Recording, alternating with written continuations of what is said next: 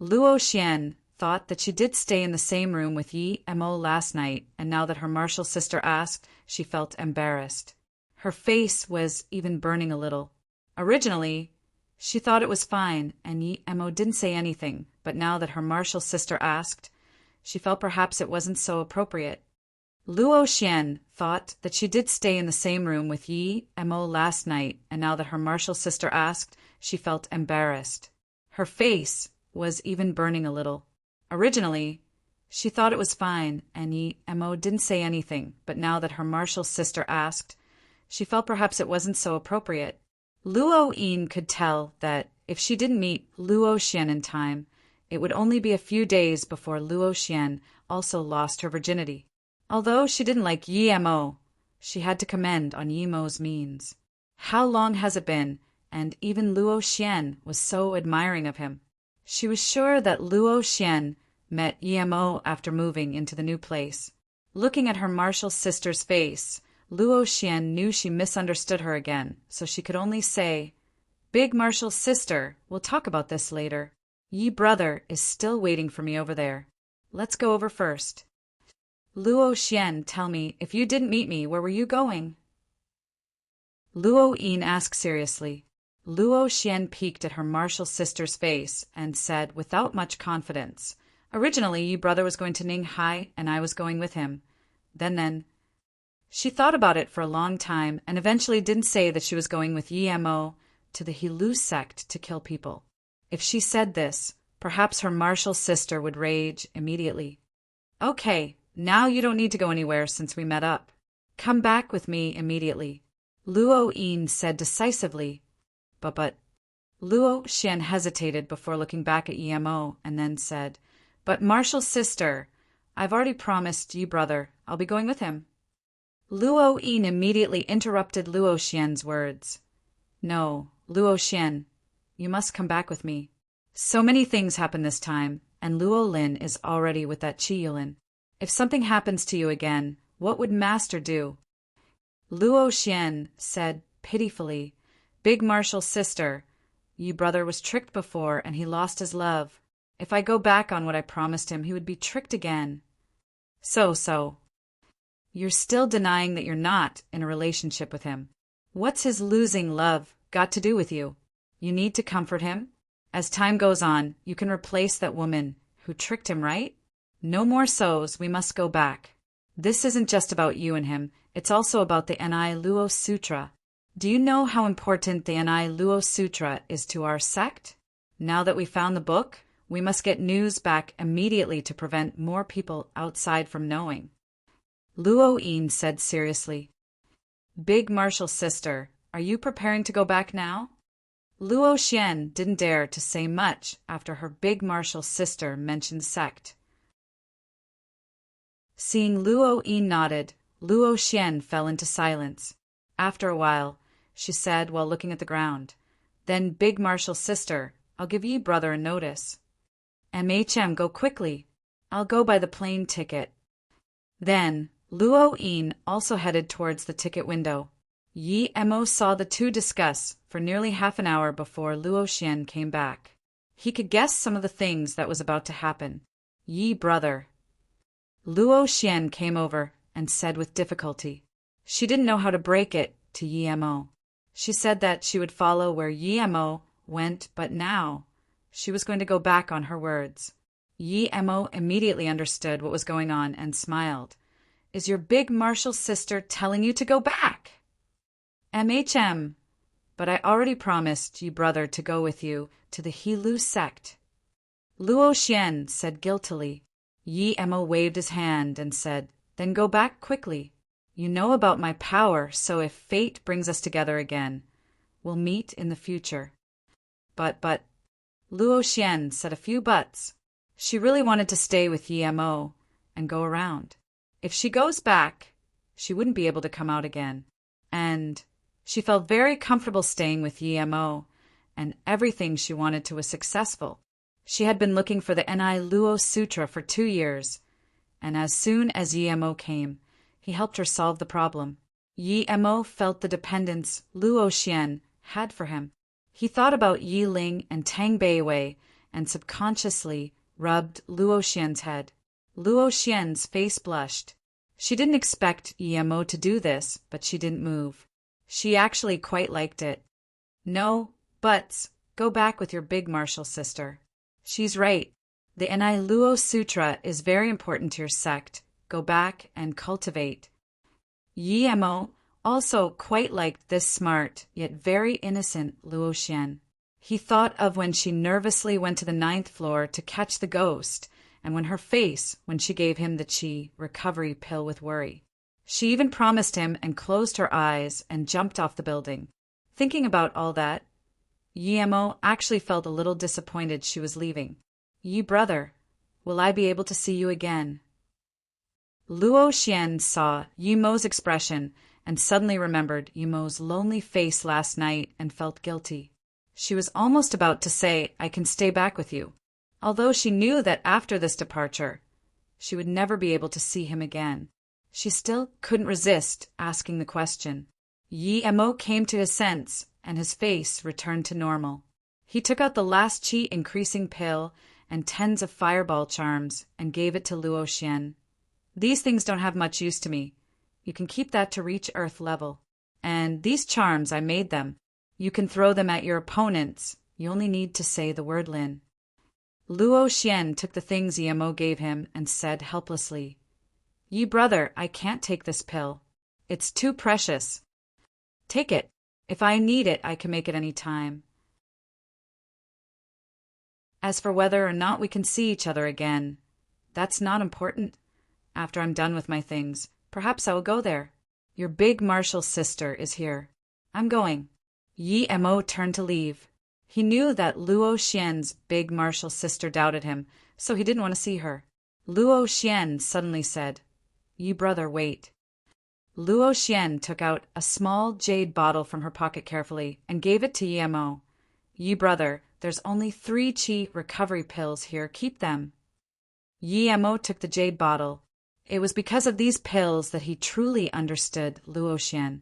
Seeing Emo disappear from her sight, for the first time, Luo Xian disconsolate. She had this unexplainable feeling of lost and sadness in her heart. She knew that Emo wouldn't be able to get into the small world at all. Luo Xian, do you like him? Luo Yin suddenly appeared beside Luo Xian and looked at Emo and asked. Luo Xian was shocked awake. She quickly put the things in her hands into her pocket and said with a bursting red face, Martial sister, what are you talking about? Yi brother has someone he likes, and I'm a Dao cultivator. After a while, as though asking her martial sister or as though asking herself, can we meet again? Luo Yin smiled. Luo Xian, you gave your most chi recovery pills to him, and you're still going to say you don't like him? Perhaps the most precious wasn't the chi recovery pill, but that jade bottle. Martial sister, you saw it? Luo Xian's face was blushed, but it was more due to longing and sadness. Luo Yin sighed. Let's go, Luo Xian. We're not of the same world as him. You're right. You won't be able to meet again, even if he's from the outer hidden sections. Some things are best left aside. If you think about it too much, you will hurt your spirit. And the things he gave you, don't let Master see when we go back, or she will be disappointed. MHM, I know, martial sister. Luo Xian looked down. She knew that Emo would not be able to enter the small world, even if he knew the entrance, no matter how strong he was. And after she went in, she wouldn't be able to come back out. Even if she could, it would be 50 years later. 50 years. How many 50 years can a person live? A rumble sounded. A white passenger jet shot into the blue sky, disappearing amongst the clouds. Luo Xian could no longer control her emotions as her tears splashed on the stony ground, but the mark disappeared quickly. Luo Yin sighed and held Luo Xian's hand. Just like your tears on the ground, he will disappear quickly. Let us go, Luo Xian. Emo saw Luo Xian and her martial sister get on the plane and ensured there were no masters following, before turning to leave Chun and airport. Half an hour later, Emo appeared at Ninghai. He packed away the flying sword and called a taxi returning to that house he lived at with Ning Qingxue. Standing at the door, Yemo actually felt empty. His spirit sense immediately scanned that Su Wei wasn't there. Did she move away? Her room was empty. There was nothing. It seemed she really moved away. Yi Emo opened the door, lost in thought, as he walked in. There were many leaves on the ground in the yard. Obviously, there hadn't been anyone to manage the garden for a long time. Only that silver heart grass on the flower pot barely survived, but its dry leaves showed that no one had been caring for it for a long time. Yi Emo silently walked to the flower pot and touched the silver heart grass with his hand gently. As though feeling something, the grass seemed a little more alive. Yi Emo took out a bottle of water and tipped it around the silver heart grass. The water soon seeped in. At this moment, a voice sounded from outside. "Who's back? Can I come in?" Yi Emo scanned his spurt sense out and thought strangely, why would she be back? Yi Emo was sitting on the flower pot, but he stood up now. He looked at the woman who came in and asked, "Jean Gwen, why did you come?" "I just came back as well." Yi Emo was sitting on the flower pot, but he stood up now. He looked at the woman who came in and asked, "Jean Gwen, why did you come?" "I just came back as well." Su Jean Gwen seemed more fatigued and stressed than a year ago. She was pleasantly surprised when she found that the person in the yard was actually Yi Emo. "Yi Emo, it's actually you? I thought it was Su Wei coming back." Yi Emo smiled. "Jean Gwen, long time no see. You seem not quite well recently. By the way, did Su Wei move away?" Su Jean Gwen heard the first part of the sentence, and her face immediately became dull. But after hearing Yi Emo ask about Su Wei, she immediately turned around and replied, "Yeah, Su Wei has been gone for a long time. Every time I come past here, I would always think you or Qingxue would come back. Today I saw the door seemed to be open, so I came to ask. I didn't think you really came back. I thought I was dreaming." Hearing about Qingxue, Yumo's face also went dull, and after a moment he asked, "Jean Guanyu, have you ever seen Qingxue? Did she come back to live here?" Although he knew that Ning Qingxue probably wouldn't come back, Yi Emo still couldn't resist to ask. The reason he didn't go to Xianjiang first, and instead came back to Ninghai, was because deep in his heart he hoped that Qingxue had come back, but the reality was she didn't. Even the silver heart grass she was taking care of died. There was a sliver of disappointment in Su Jingwen's eyes. Just then, when Yi Emo said she didn't seem to be doing too well, she actually felt happy because he cared about her. But quickly, he asked about Su Wei and Ning Qingxue. It was as though she just came here to pass on a message. But soon, Su Jingwen set right her mentality. She was only normal friends with Yi Emo, and Yi Emo saved her mother's and her life. Now that Yi Emo asked about Ning Qingxue, Su Jingwen still replied despite feeling a little disappointed and hurt. "Qingxue went back to State after getting hurt on the streets in Ninghai last time. She never came back again. I called Li Mumei saying that I wanted to visit her. Li Mumei told me that Qingxue seemed to have lost some of her memories, but Qingxue's mother doesn't want her to remember anything. So. Although Su Jingwen didn't say why, Yi Emo could guess it. It was that Ning Qingxue's mother was scared she would remember things after seeing Su Jingwen, so her mother stopped everyone Ning Qingxue knew in Ninghai to go see her. Su Jingwen did know something about Ning Qingxue. Li Mumei told her. It was probably that after the incident, Ning Qingxue forgot the time she stayed with Yi Emo, seeing Yi Emo's disappointed eyes. Su Jingwen sighed. That student in her eyes before became a mature man, a man troubled by love.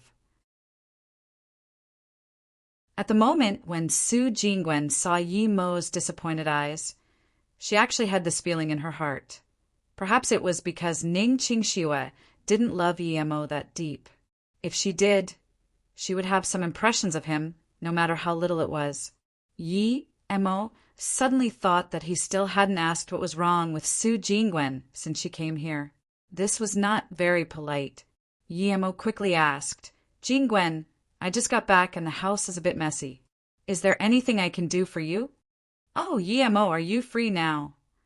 Su Jingwen came to her sense and quickly asked. Yemo nodded. MHM, I do. Su Jingwen immediately said, I want to invite you to food, is that fine? Yemo smiled, of course. If I don't have much money on me, it should be me inviting you. You've already treated me to food once. Su Jingwen's face immediately brightened up. Let's go. My car is just outside. Hearing Su Jingwen's words, he immediately knew that Su Jingwen probably didn't happen to drop by here, but came here intentionally. This definitely wasn't her first time.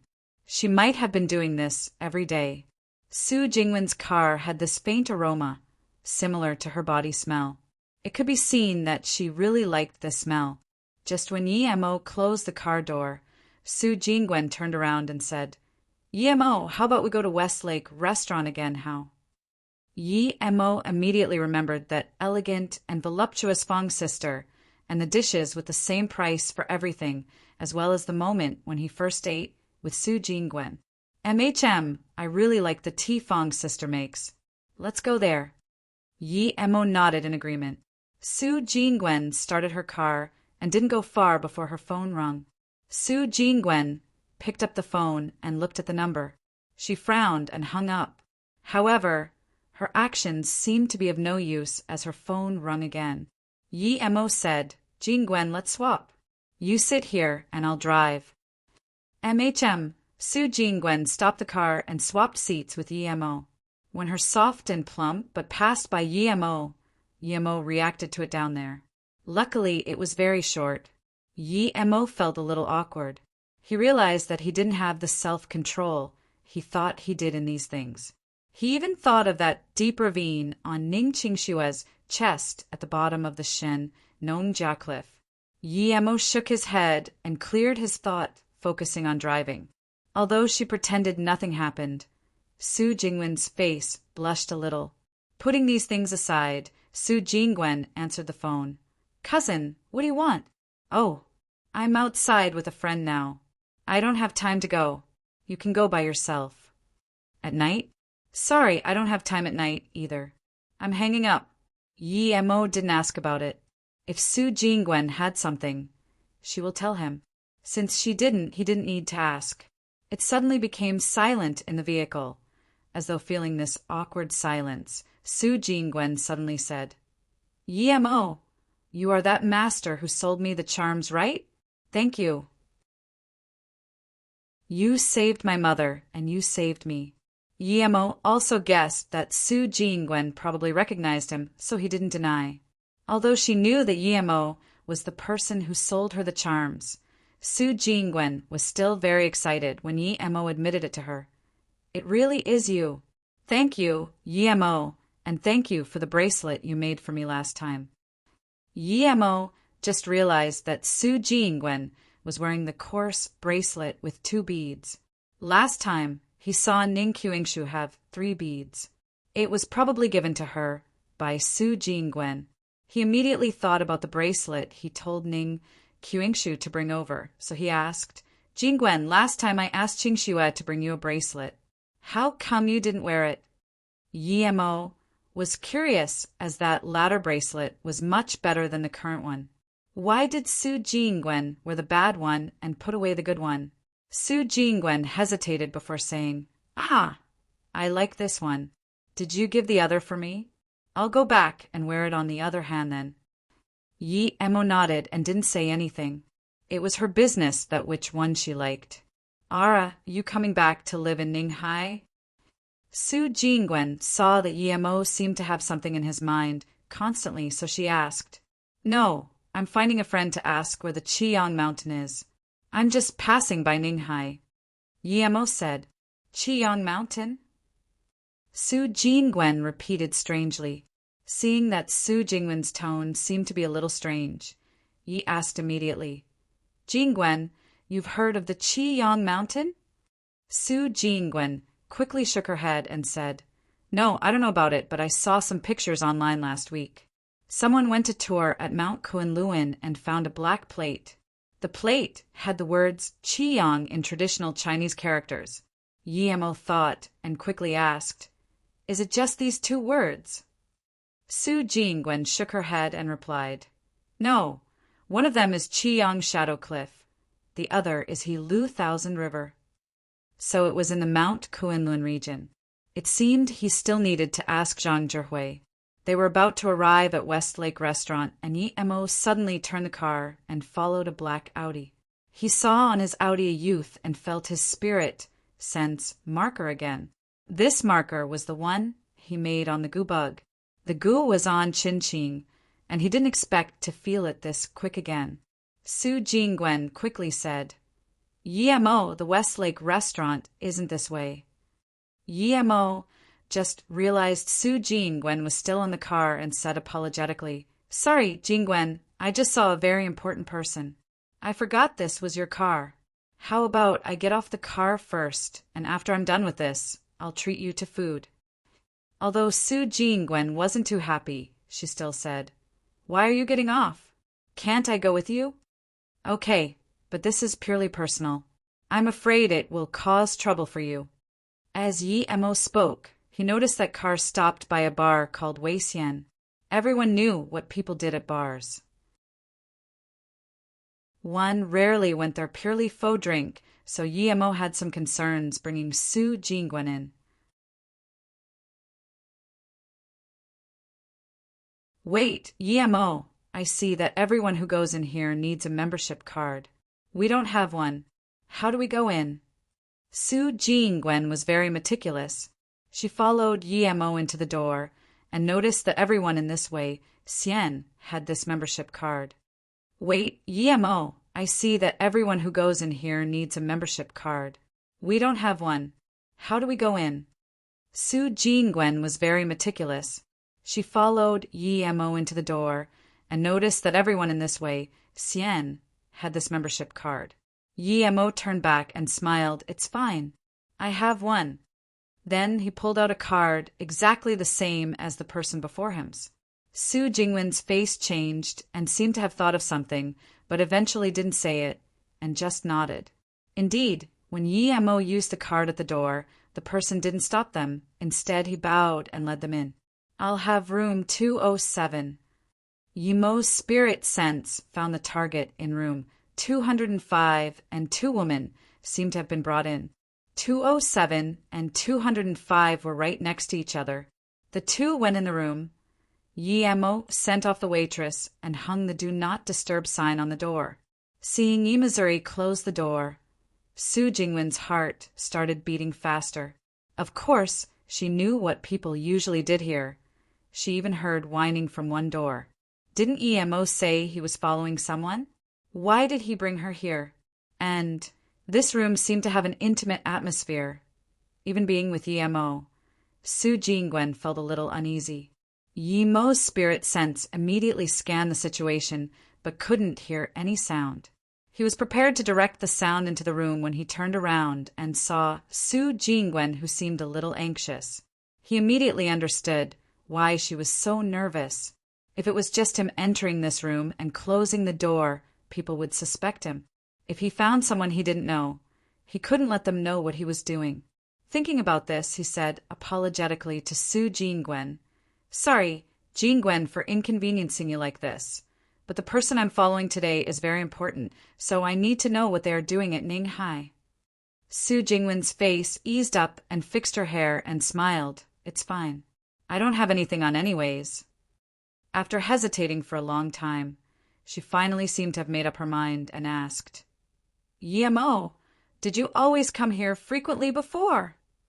Yi Mo dazed and replied, "No, this is my first time here today. What's wrong?" Su Jingwen's eyes brightened up and asked immediately, "But how do you have this VIP card? I never saw you apply for it." Yi Mo suddenly understood Su Jingwen's meaning. She must not like such facilities and thought he came here frequently.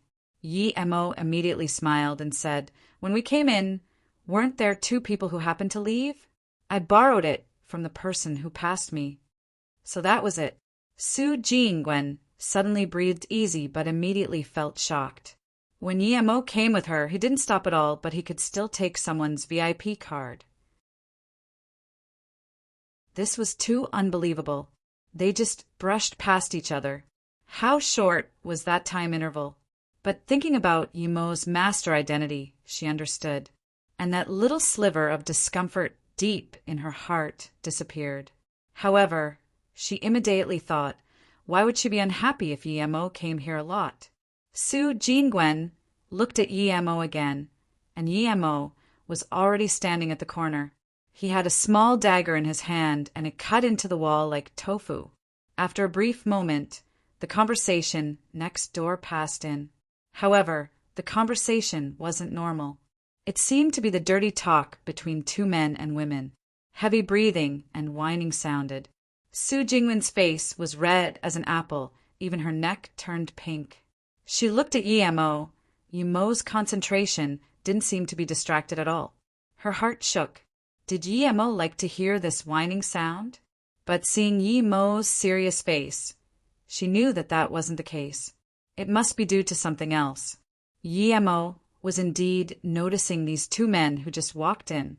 One of them had the spirit sense marked Gu on him, but Yimo couldn't understand why they wanted women as soon as they came in. They didn't even talk, but were so focused into their business. If his spirit sense mark wasn't there, he really would have thought he followed the wrong person. After a few minutes, the brawl ended, and then the two girls were sent away. They put on their clothes and started drinking beer. Yimo suddenly smelled this faint aroma and remembered that Su Jingwen was here. Thinking about the noise just then, he felt apologetic. He should have opened the sound later. Sorry, Jingwen, I didn't expect that to happen just then, Yimo said awkwardly. Su Jingwen, with a bursting red face, glared at Yimo. She didn't even say it's fine. It meant that she was really angry. Seeing Yimo's troubled state, Su Jingwen took back her glare and then said, only this time. Next time I won't forgive you. Yimo finally felt relieved a little. He wouldn't be with her next time for sure. This time was just a coincidence. I know you're not trying to listen to that. What are you trying to listen to? Su Jingwen suddenly came up beside Yimo, making Yimo remember her soft ass on the car.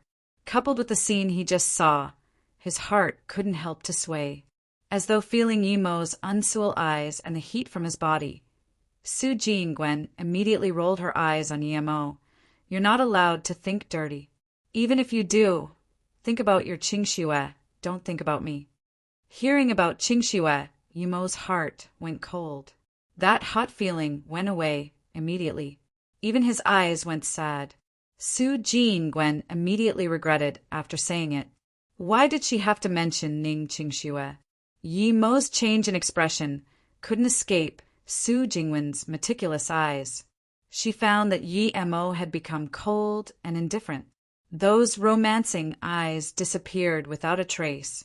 Sorry, I didn't mean it. Su Jingwen felt more regret for her words and moved closer to Yimo. Yimo smiled. It's fine. I lost track of my thoughts.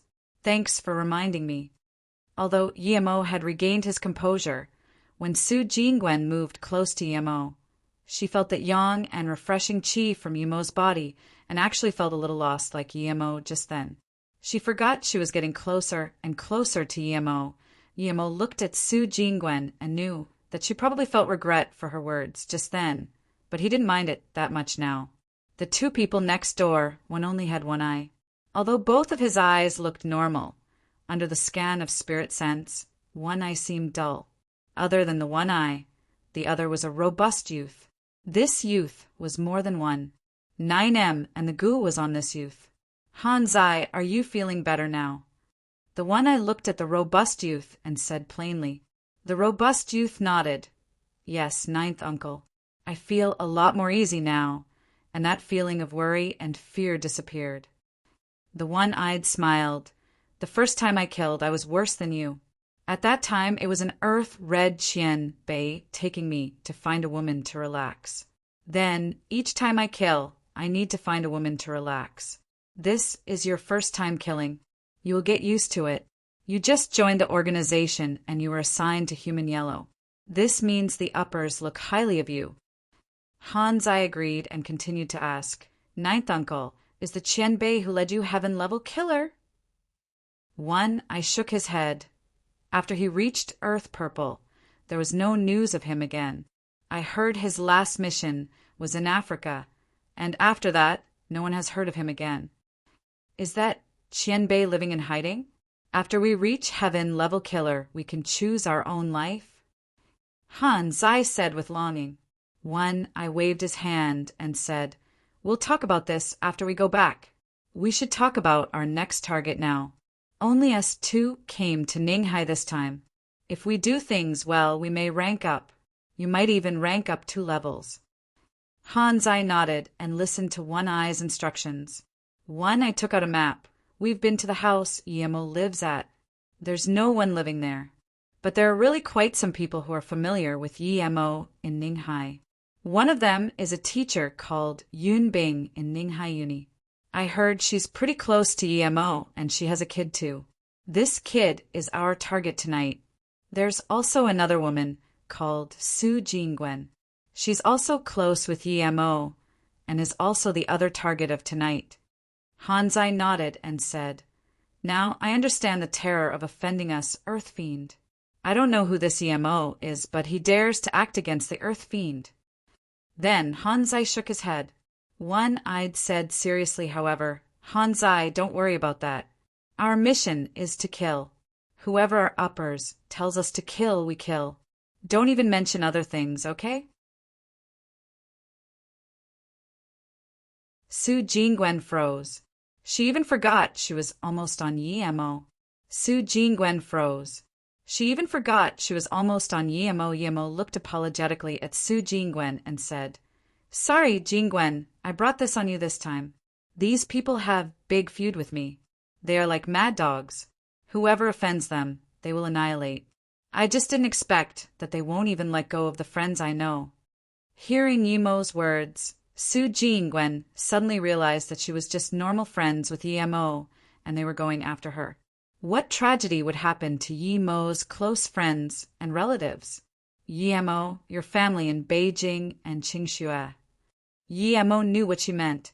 Yemo smiled. They won't have a chance at the latest tonight. I will pull this organization from the roots. Seeing Yemo smiling with killing intent, Su Jingwen's heart shook. She had never seen this side of Yemo.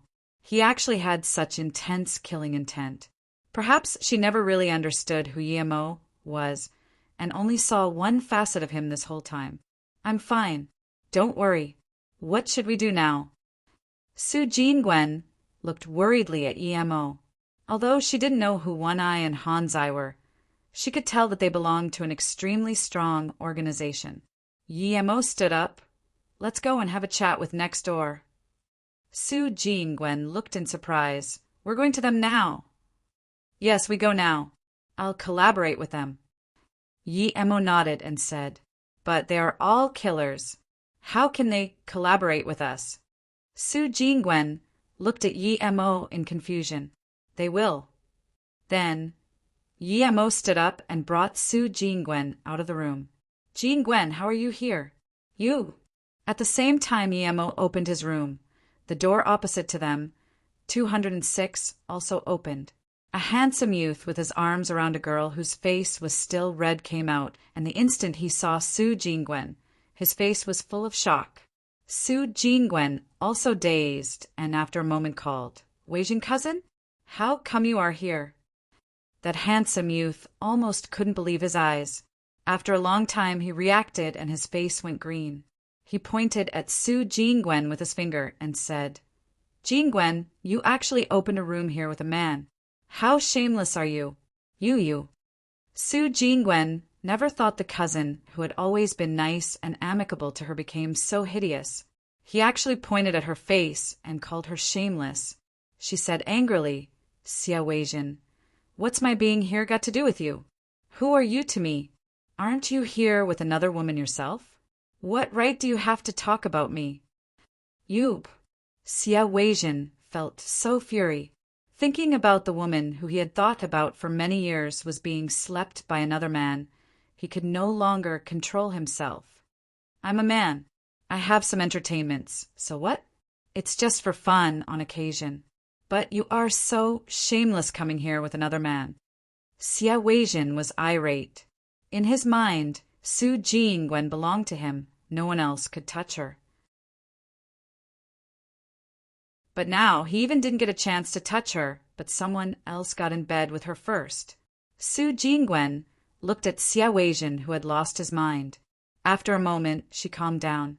She suddenly reached out her hand and grabbed Yimo's arm and stuck closely to him and said plainly to Xia Weijin, Xia Weijin, I didn't say anything about your entertainments. You are you, I am me. Am I related to you? What right do you have to tell me what to do? I like booking hotels with other people. What's that got to do with you? I love Yimo, so what? Su Jingwen was soft on the outside, but tough on the inside. Once she was angered. She wouldn't care about anyone or anything. Plus, to Su Jingwen, Xia Weijin overreacted way too much. Okay, I thought you were very busy. You said you had things with your friend, so this was the thing? You shameless woman. Even if you want it, can't you tell me? Can I not satisfy you? Xia Weijin was almost going crazy with jealousy. He walked up a few steps towards Su Jingwen and slapped with his hand. Su Jingwen, who had calmed down, already was triggered again by Xia Weijin. She really didn't think that her cousin would be this crazy when he got angry. He had no sense of reason at all. Yimo heard they were cousins, so he didn't intervene, but now that Xia Weijin was going to hit her, he wasn't going to keep watching. Before Xia Weijin's hand reached Su Jingwen, Yimo already grabbed his wrist and slapped a few palms back. Then he kicked. Xia Weijin was slapped so hard that his mouth was full of blood and a few teeth fell out. Then he was kicked back into the room. The sound of him crashing into the ground could even be heard outside. That woman with Xia Weijin screamed and quickly rushed inside to check up on Xia Weijin. Su Jingwen was shaking with anger.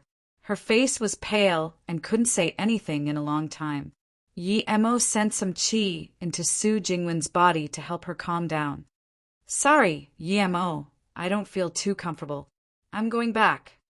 Su Jingwen calmed down and looked apologetically at Yimo. Yimo quickly said, It's fine. Go back, I'll be fine by myself. I caused this to you today. Don't say sorry. Su Jingwen suddenly looked up at Yimo and seemingly wanted to say something, but eventually didn't say anything. She turned and left. Yimo followed Su Jingwen with his spirit sense until she got on the car and left. Then he shook his head helplessly. Su Jingwen's cousin was too much of a dish-a-bag. But then Yimo cast these thoughts aside and knocked the door on 205. Who is it? We don't need any service here. One Eye's coarse voice sounded. Yimo suddenly pushed open the door and looked at the two who were in shock and said plainly, You don't need service, but I do. Who are you? How did you open this door? One Eye looked at Yimo in shock. He clearly locked the door, but how was Yimo able to open it? The sensitivity to danger of being a long-term killer immediately surged up. In the twinkling of an eye, he had a black pistol in his hand. Han Zai also looked at Yimo with vigilance, while a triangular small spear appeared in his hand. Yimo didn't seem to see their actions at all, nor look at the pistol in One Eye's hand. He just walked in and sat down. After sitting down, Yimo looked calmly at One Eye. You're called Ninth Uncle, right? I'm coming to save your life today, but if you don't listen, I don't mind sending you to hell. You're asking to die. Ferocity flashed across One Eye's eye as he raised his pistol instantly and fired. Yimo suddenly raised his hand as well, and at almost the same moment One Eye fired, he caught a bullet with his 2 fingers and his face went cold. If you dare to fire a second shot, I don't mind embedding this clip into your forehead. You caught a bullet with your hand. One Eye's tone became shaky, even his hand was shaking. He heard that some ancient martial arts masters could catch bullets with bare hands. But this youth who was this close to him, only a few meters, not only caught the bullet, but with 2 fingers. Even ancient martial arts masters can't do that. Is he still human? Yi Mo flicked his fingers, and the bullet flew by almost along One Eye's ear, shooting into the wall behind him. Just when One Eye was more shocked, Yi Mo's cold voice sounded. If I want to kill you, it's only a matter of one finger. If you still want to live, I suggest you not to move. My patience isn't that good. I won't forgive you the second time. Crank. One Eye's pistol fell on the ground. He actually lost his will to fight. He was a killer. What sort of people hadn't he seen before? What could make him lost his will to fight? But this youth in front of him rendered him shaking, feeling that the youth was undefeatable. He had a feeling that no matter what tricks he had, they were all useless in front of this person. He would die as soon as he tried anything. Who was this person? When did he offend such a person? Han Zai also looked at Yi Mo in shock. His weapon also slunk. Yi Mo, catching the bullet, electrocuted him too much. Was this something humans did? Qian Bei. Yu. I felt that this person seemed familiar. He looked like that Yi Mo on the picture he was shown, but this was too shocking that he didn't dare to believe. If Yi Mo was such a terrifying person, wouldn't it be suicide trying to kill people related to him? I'm Yi Mo, the person you want to kill. Yi Mo smiled plainly. His tone was extremely plain. They both felt hopeless. If this terrifying person in front of them was Yi Mo, then they had no chance of living at all today.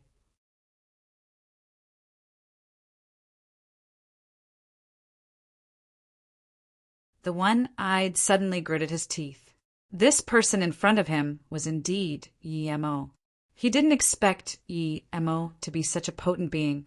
If Yi Mo wanted to kill him and Han Zai, they wouldn't be able to escape no matter what tricks they played, but he still had a sliver of hope. It was that Yi Mo wasn't going to kill them, but negotiate with them. Otherwise, with his skills, he would have long killed him and Han Zai. The one-eyed suddenly gritted his teeth. This person in front of him was indeed Yi Mo. He didn't expect Yi Mo to be such a potent being. If Yi Mo wanted to kill him and Han Zai, they wouldn't be able to escape no matter what tricks they played, but he still had a sliver of hope. It was that Yi Mo wasn't going to kill them, but negotiate with them. Otherwise, with his skills, he would have long killed him and Han Zai. Yi Qianbei, I know the gap between us is big. In your eyes, perhaps I'm not even an ant. If you have any requests, please tell us, but if you want us to betray the Earth Fiend, then just kill me. One-eyed gritted his teeth. Either way, it was going to be death, so he might as well be straightforward. Yi Mo said calmly, You don't dare to betray Earth Fiend only because of your family or the goo bug that makes your fear. One-eyed looked at Yi Mo in shock. After a long time, he breathed out slowly. How do you know we have goo bugs in our bodies? Goo bug was a mean for the Earth Fiend to control their subordinates. One-eyed had seen with his own eye that an Earth Fiend killer was caught back after betraying the organization. Then the goo bug ate his flesh for 3 days and 3 nights. At that time, the flesh of that killer was almost eaten up, but he was still howling and wasn't dead. Ever since then, he had the belief that no matter what, he must not betray the organization. Yi Mo smiled. Let's not talk about the goo bug in your body first. What I want to say to you is, do you know your final ending? Han Zai glanced once at One-Eyed and suddenly intervened. As long as we reach Heaven Rank Killer, we are free, so my goal is Heaven Rank. Yi Mo laughed and immediately said coldly, Let's not say whether you can live to reach Heaven Rank, but even if you do, that would be the end of your life. You should know of the Goo King, right? He controls you people with the goo bugs. This kind of goo bug will devour the life force and essence blood of the person you kill and digest it in your body. So what? One-eyed shivered at Yi Mo's words, but said without willing to back down. Yi Mo shook his head. No biggie. It's just that after you reach Heaven Rank Killer, the goo bug in your body will have matured and his final feast would be the life force and essence blood in your body. Of course, after consuming you, it has finished its task and they can be taken by your head, that Goo King, to cultivate evil ways. You're bullshitting. One-Eyed shook in terror. He even knew that Yi-Mo wasn't bullshitting, but couldn't help denying it verbally. Yi-Mo sneered, "I'm not bullshitting. You know it yourself. Tell me, have you really ever seen any heaven-rank killer? You definitely won't be able to see one, because they have been used as cultivate resource. It's that simple. Are you saying that the more laurels and honor we get, the closer to death we are?" I asked shakily. He subconsciously felt that Yi-Mo was right, very right. "What do you think?" Yi-Mo didn't explain anymore and asked rhetorically. After long, One-Eyed sighed. "I've been suspecting it for a long time. Why was there not a single heaven-rank killer? If they really were going to be free, they should let all the killers know. After all, we would have a goal to work for, but I've never heard of a single freed heaven-rank killer." Now hearing Qianbei's words, I believe Qianbei's words are true. Ninth uncle, this. I also looked at One-Eyed in shock. He was speechless. After a moment of silence, One-Eyed looked at Yi-Mo and said, "Yi Qianbei, I know it's very easy to kill us for you. I don't know why you don't kill us and still tell us the truth. We're very grateful for you, but we can't betray the organization. So if you're going to kill us, please do it fast. I Yanju will be very grateful." Yi-Mo said calmly, "If I was going to kill you guys would have been dead bodies long ago. Would I need to waste time talking with you?" "But," I said, "we can't betray the organization." One-Eyed struggled. "It's because you have the goo bugs in your bodies?" Yi-Mo looked at One-Eyed. One-Eyed decided to brawl and stood up. "Yes, it's because of the goo bugs in our bodies. Qianbei, you haven't seen these goo bugs before, and you don't know how terrifying they can be. I would rather die immediately than betray the organization." "What if I can get the goo bugs out of your bodies?" Yi-Mo said plainly. "What, Qianbei, you really can get them out?" One-Eyed looked at Yi-Mo in astonishment. Then he immediately followed, "Yi Qianbei, if you can really take the goo bugs out of our bodies, my life will be yours." Then One-Eyed knelt down on one knee. His expression was not only genuine, but determined. I looked once at One-Eyed. Although he was bulky, it didn't mean he was dumb. He knew that if he didn't show his stance right now, he would be dead for sure. And he never felt a sense of belonging with Earth Fiend. Thinking about this, I also knelt beside One-Eyed without hesitation. "Who was the person you killed before?" Yi-Mo asked One-Eyed. "He's a merchant from Macau in Ninghai." One-Eyed didn't even finish and was stopped by Yi-Mo. He was no longer interested. Then Yi-Mo grabbed Hanzai's arm. He swiped with his hand and a yellow goo bug appeared in his hand. He was already middle stage chi gathering now, and it was too easy for him to pick out a goo bug. One-Eyed and Hanzai looked at the goo bug in Yi-Mo's hands in shock. They didn't think that such a terrifying thing was taken out by Yi-Mo in such a brief moment. The organization dared to kill someone like him, but immediately One-Eyed rejoiced. The stronger Yi-Mo was, the happier he was. Yi-Mo squeezed the bug and said, "I took out this bug from Qin and let it out. It's still marked by me. Where do you think you guys can go?" Hearing Yi-Mo's words, One-Eyed sweated cold sweat on his back. Yi-Mo was already waiting for the Earth Fiend people to fall into his trap. And how funny it is that they dared to come kill Yi-Mo. Although the goo bug in One-Eyed was a little more troublesome, Yi-Mo only spent less than 30 seconds and took it out from One-Eyed. Seeing Yi-Mo take out the 2 bugs and put them into 2 jade boxes and pack them away to some unknown place, One-Eyed felt his skin having goosebumps. The only feeling in his heart was, this Yi-Mo was so terrifying. "How many of you came to Ninghai?" Yi-Mo took out the goo bug and then asked. One-Eyed replied respectfully, "Yi Qianbei, there are 3 of us in total. Other than me and Hanzai, there's one more. But he's waiting for our news. After we finish our mission, we will go to Beijing together." Yi-Mo nodded and said, "You too, make an oath that you must not betray me." Although One-Eyed and Hanzai had said that they would be loyal to him. That was due to the Yi Mo's threat. Yi Mo couldn't trust the two completely, so the oath was necessary. Other people can think of oath as a joke, but Yi Mo could make it become true. After the two made the oaths, Yi Mo quickly took out a drop of essence blood between the eyebrows of each of them and made them into 2 restrictions before sending them back. If they were cultivators, they would be able to get rid of the restrictions by cultivation quickly. But One-Eyed and Hanzai were ordinary people, so no way for them to dispel the restrictions. Although they saw Yi Mo's action, the two didn't dare to move at all. After the two made their oaths and he finished making the restrictions, Yi Mo then said, "Now, go find that companion of yours immediately." "Qianbei, are we going to take him here for Qianbei to remove the goo bug?" Hanzai asked immediately. Yi Mo sneered, "Remove the goo? Do you think I'm a philanthropist? I only need you two to lead the way. As for the other person, kill him immediately, the faster the better.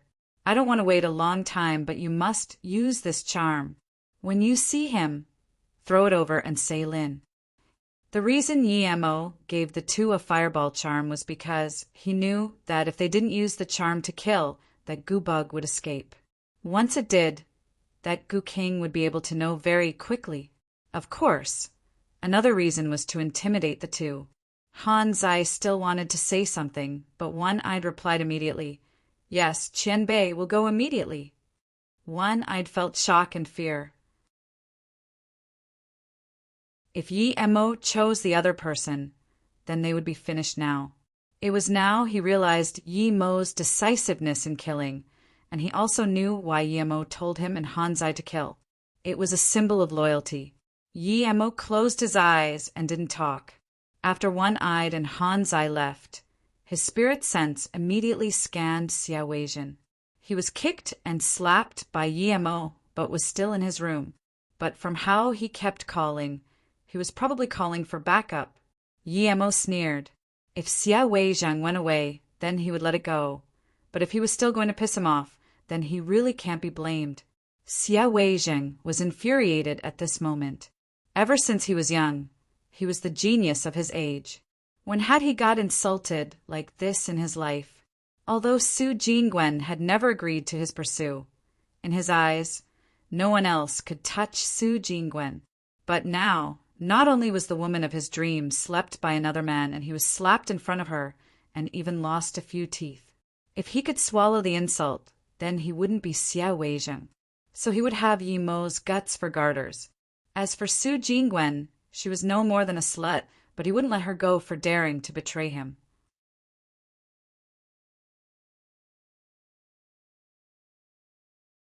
Yi Mo took back his spirit sense. He really didn't consider this Xia Weizhang a threat. He was waiting for One-Eyed and Hanzai. If they couldn't finish the job he gave them, then not necessary to keep them alive. Yi Mo took back his spirit sense. He really didn't consider this Xia Weizhang a threat. He was waiting for One-Eyed and Hanzai. If they couldn't finish the job he gave them, then not necessary to keep them alive. One-Eyed didn't stay out for very long. An hour later, he had come back to Yi Mo's room with Hanzai. However, he held in awe and veneration when he looked Yi Mo. Yi Mo knew that it was his fireball charm that shocked him. "Yi Qianbei, the mission is done." Yi Mo nodded. "Not bad. Draw a map of your HQ for me." "Yes." One-Eyed sat down and took out pen and paper. Soon he drew a rough map. Yi Mo took the image and looked. It was indeed different to the one Qin gave him last time. It seemed that the Earth Fiend HQ wasn't at where the two drew, but these two places were two gathering spots. Seeing Yi Mo frown at the map, One-Eyed immediately said, "Yi Qianbei, when our killers are out on a mission, they will report back the situation every day. If at night someone still didn't report back, then it meant that something had happened to that killer. If we depart for Hong Kong at this moment, that person would have been long gone by the time Qianbei get there." Yi Mo smiled plainly. "I'm sure that when I arrive, he won't be gone yet. You don't need to worry about it. Now I have another mission for you two. If you can do it well, then you don't need to call me Qianbei, and you can go work for my company. If you can't, then I don't need to say anything else. Yes, Qianbei, Yang Jiu, and Han Zai will be able to finish the mission. One-Eyed heard Yi Mo's words and rejoiced. He was very smart. He knew that Yi Mo had some concerns for them too. Now that Yi Mo said this, it meant that if they did the mission well, they could be treated as Yi Mo's own men. Just by Yi Mo's power, he felt that it wouldn't be too bad working for Yi Mo, and he didn't need to worry about Gu Bug. Okay. Yi Mo clapped. In the room 206, there's a guy called Xia Weizheng. He was attacking my friend, so I beat him up. I'm busy tonight, so I don't have time to play with him. You two can treat him. I guess this guy is calling people for help. If they do things over the top, you can kill them. I will take the responsibility. Yang Jiu immediately said out loud, Qianbei, don't worry. Such a clown I can kill in the flip of the hand. He was worried that Yi Mo looked down on his power because ever since Yi Mo walked in, they didn't even have the ability to resist. If Yi Mo looked down on their abilities, then he wouldn't give them two important tasks, so he needed to show himself and his true capabilities now. He needed to tell Yi Mo that other than him, Yi Mo, everyone was a piece of cake for an Earth rank killer like him. Okay, perhaps I will come back tomorrow. I will see what you do. That friend of mine is called Su Jingwen. She was originally the person you two were going to kill. Okay, I'm going. Then Yi Mo left the room and disappeared without a trace. Seeing Yi Mo suddenly disappear, Yang Jiu wiped the sweat from his forehead and gasped. Yi Mo gave him such a huge pressure, especially that last sentence, he almost knelt down. Ninth uncle, this Yi Qianbei is too strong. I've never seen someone as strong as him and that fireball charm. It's just. Han Zai stuttered. Yang Jiu sunk into silence for a while before saying seriously, Han Zai, I've gone to many places and experienced countless dangers. I've seen some tough people, even some ancient martial artists. I've even killed a yellow-level martial artist myself, but I've never seen someone as strong as Yi Mo, ninth uncle. Han Zai looked hesitantly at Yang Jiu. Yang Jiu stopped him and continued. Han Zai, we can also take this as an opportunity. Yi Qianbei is definitely the strongest person I have seen. If he can really finish the Gu King, then we can sell our lives to him and don't plot anything. We will only get stronger if we follow the strongest. He thought of the fireball charm Yi Mo gave him and still felt fearful. There were many strange things in this world, but he had never seen a piece of paper that could turn a living person into flying dust in an instant. This was too out of this world. Yang Jiu waved his hand and said, As for whether this is our fortune or hell, it all depends on this mission. Su Jingwen is the target we have to protect. You can see that Su Jingwen definitely isn't only an ordinary friend of Yi Qianbei. Perhaps she's Yi Qianbei's woman, so we must not fail this mission. Yes, ninth uncle, I will listen to you. Han Zai wasn't dumb. Dumb people wouldn't be able to enter Earth Fiend. He obviously knew how important this mission was. Yang Jiu nodded and said, If we succeed this time, we can follow Yi Mo, Qianbei, but if we fail, then death is the only thing that awaits us. So, even if we die, we can't let this mission fail. Ninth uncle, I think we might as well go in and do this to that Xie guy. Then, Han Zai made a cutting pose with his hand. Yang Jiu sneered, Can we go kill people in the open now? As soon as we kill that Xie guy, we will be hunted by the police. And if we are hunted by the police, how can we take care of Su Jingwen once that Xie guy's people attack her? Our main goal is to protect Su Jingwen, not kill this Xia Weizheng. Plus, even if we are going to kill him, we must not let anyone know. Yi Mo found Su Jingwen sitting in a coffee shop dazing. He didn't know about Su Jingwen's feelings towards Xia Weizheng, so he didn't go interrupt her. In Yi Mo's heart, Su Jingwen had always been his friend, a knowing friend. He didn't think too much. As to what Su Jingwen said at the doorway, he treated it as anger words. But he felt that Su Jingwen had no feelings for that Siegai at all. Su Jingwen wasn't as easy to talk to as she seemed. She had this stubbornness in her heart. If she had determined something, then no matter how you persuaded her, she would follow her own opinion. She was very strong-minded, while that Siegai was too subjective. It was very hard for Su Jingwen to like such a guy. Yi Emo walked by Su Jingwen's car and opened her car door. He put a few fireball charms on her seat before leaving quietly. Although he believed Yang Jiu's words, he couldn't believe anything completely. He still left Su Jingwen with some self-protection measures. If Su Jingwen was hurt due to him, he wouldn't be able to forgive himself. Su Jingwen sighed and walked out of the coffee shop. She didn't know why she said such words. It wasn't because of his cousin, but he was afraid Yi Emo would look down on her for saying such stuff. And would Yi Emo misunderstand due to her cousin's words?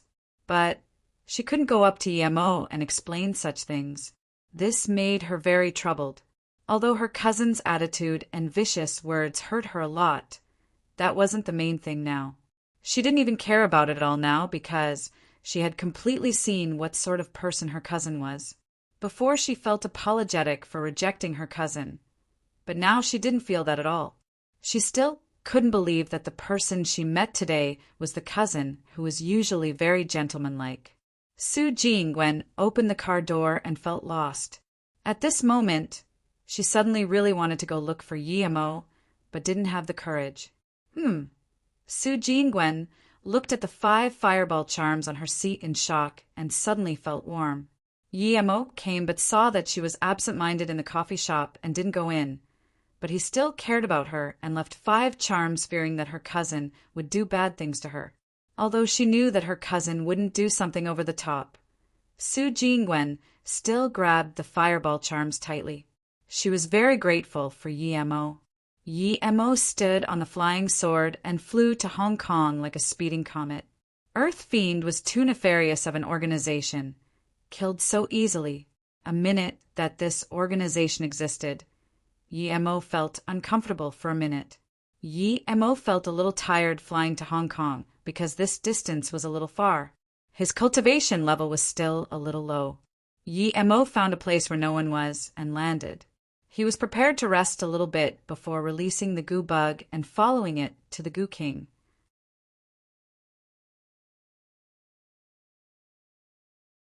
Just when the sky got dark, Yi Mo's cultivation essence recovered. He took out that yellow goo bug and threw it out. That goo turned into a yellow ray and disappeared. Yi Emo followed it with the speed as fast as the goo. However, a few minutes later, the yellow bug flew into a mansion in a vast expanse of land. Just when the sky got dark, Yi Mo's cultivation essence recovered. He took out that yellow goo bug and threw it out. That goo turned into a yellow ray and disappeared. Yi Emo followed it with a speed as fast as the goo. However, a few minutes later, the yellow bug flew into a mansion in a vast expanse of land. Yi Emo scanned his spirit sense in and immediately followed. The goo fell into a blue-clothed man's hands. The man looked like he was in his 40s, but his face was very bleak and had no emotions. However, his power seemed to be not much lower than Tanjiao. It surpassed Earth level tertiary stage and was Earth stage peak. There was such a master hidden in the cities and cultivated for such a short time. Yi Emo was sure that the man had cultivated no more than 30 years. He could reach this state in 30 years. It could be seen that this person was not only talented, but his cultivation method must be extraordinary too. Yi Emo knew how hard it was to cultivate ancient martial arts. He had seen many cultivation methods for ancient martial arts, and their ways of opening meridians were very trash. It was complete trash compared to spirit chi cultivation methods. Even if Yi Emo cultivated ancient martial arts himself, he would need 5 to 6 decades to reach Earth level, and during these years, he would need medicinal herbs to support it. The blue-clothed man was in his 40s, but was already halfway to great heaven state. It could be seen that his cultivation method was overpowered. Who knew how many essence blood bugs this guy had devoured to reach this stage. The man held the yellow goo bug Yi-Mo released as his face turned blue. He really didn't expect that the host of this bug was killed twice in such a short time. Who is it? You dare to kill the host of my bug. If I don't turn you to dust, then I would have wasted this 30 years of cultivation. Sha 3, come over. The blue-clothed man said in anger and couldn't control his fury as he slapped the table in front of him to pieces. A black-clothed man dashed from the side and walked in front of the man. He knelt down with one knee and said, Goo King, Sha 3 awaits your command. The man's hideous face relaxed a little and said with a cold tone, I planted this goo bug a few days ago on someone called Han-Zai. Since the goo bug is here, it means that Han-Zai is dead. I ordered Han-Zai to kill Yi-Mo's family. Since Han-Zai is dead, this means that his death is related to Yi-Mo. Immediately notify Shawan to ask Yang-Jiao about the situation. Then, tell him to assemble all the killers he can. Do not leave a single person behind in the Beijing Yi family. Kill everyone Yi-Mo knows. Yes, Sha 3 replied. The blue-clothed man sneered and looked at the goo bug in his hand. Iron Sha will show you the consequence of offending me and killing the host of my goo. Wait. The blue-clothed man called out and said, after finishing the Yi family, bring those few women Yi-Mo knows to Chun'an. I will go there personally to humiliate them. Then the man's veins bulged on his head. Ever since he made his debut, no one dared to mess with him. Only he could go kill people who dared to kill his men. But today, several of his men were killed by a young man in his 20s. He wouldn't tolerate such a thing. Sha 3 just reached the door and was kicked back by a huge foot retreating tens of meters as he smashed into the blue-clothed man. He spat out more than 10 mouthfuls of blood and just died like that. A goo flew out and landed on the blue-clothed man's hand. The blue-clothed man's iris quickly retracted. One kick and his personal guard Sha 3 was dead. This man was definitely a dreadful being. He looked up and saw Yi-Mo, who walked in through the door slowly.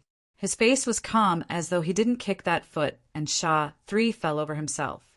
Who are you?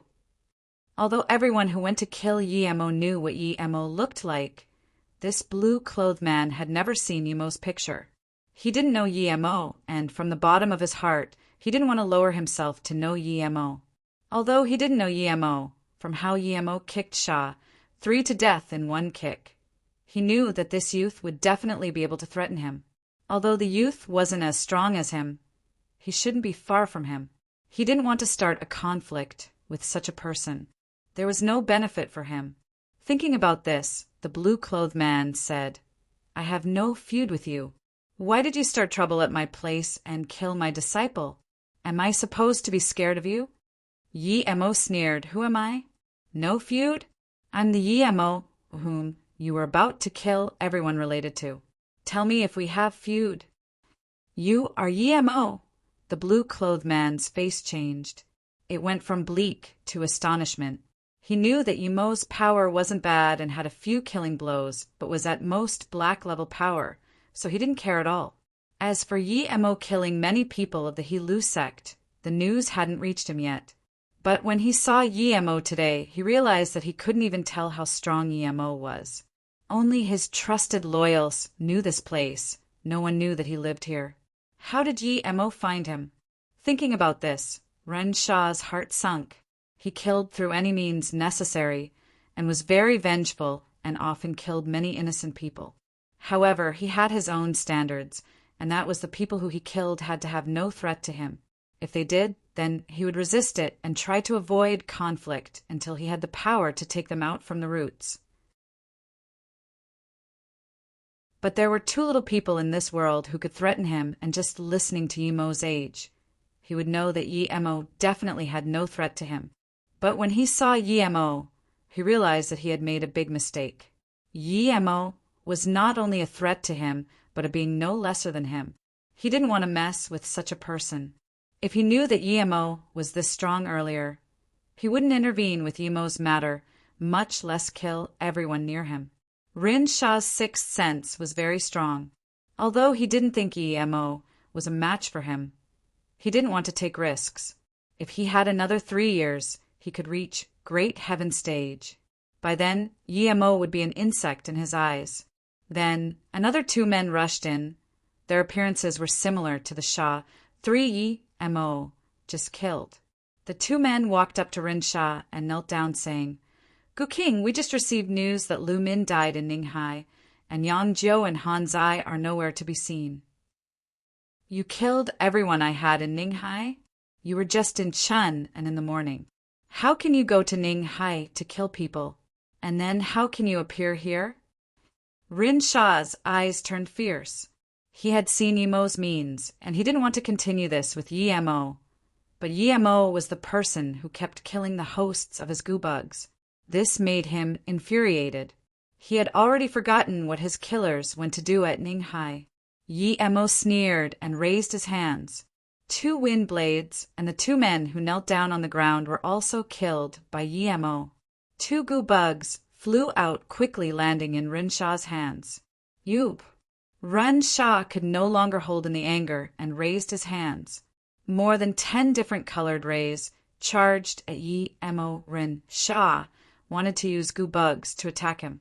Yemo sneered and shot out a chi swirl. All the goo bugs were trapped by the chi swirl. Before they could come out, they were burnt to crisp by Yemo's fireball. A putrid smell came, and they turned to flying dust falling everywhere.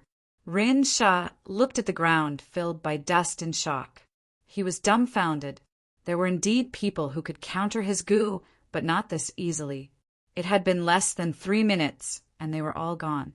In that instant, Rin Sha knew that the distance between him and Yemo was way too great, to the extent that he couldn't even stand a blow. Yemo was a great heaven master, no matter how much he didn't want to admit it. He was sure Yemo was a great heaven master. If he wasn't, he wouldn't be able to kill his goo so simply and easily. "I'm not a match for you." All the goo bugs were killed by Yemo. Blood seeped out of the corner of Rin Sha's mouth. Although these goo bugs lived off other people's life essence, they were still cultivated by him. His spirit was affected when so many of them were killed. Yemo walked up a few steps slowly and said, "Of course you're not a match for me. I don't need you to remind me. Before I die, can you tell me how you found me?" Rin Sha's eyes showed desperation. Yemo knew that Rin Sha couldn't just give up like this, but Yemo wasn't afraid of anything Rin Sha had planned. In his eyes, this Rin Sha was at most the same as Tan Jiao. If this man didn't have the goo bugs, even Tan Jiao could instant kill this man. "Your yellow goo. I captured it, and I let it go. Of course it can bring me here," Yemo said plainly. Then he raised his hand and let out a wind blade. Rin Sha looked dumbly as Yemo chopped off one of his arm without a sound. He didn't even feel any pain. He couldn't understand how someone could follow the goo bug. What speed would that be? But the moment his arm was chopped off, he reacted. He raised his hand and shot out a black ray. Then he retreated a few meters back and rammed into the wall. This wall actually fell apart.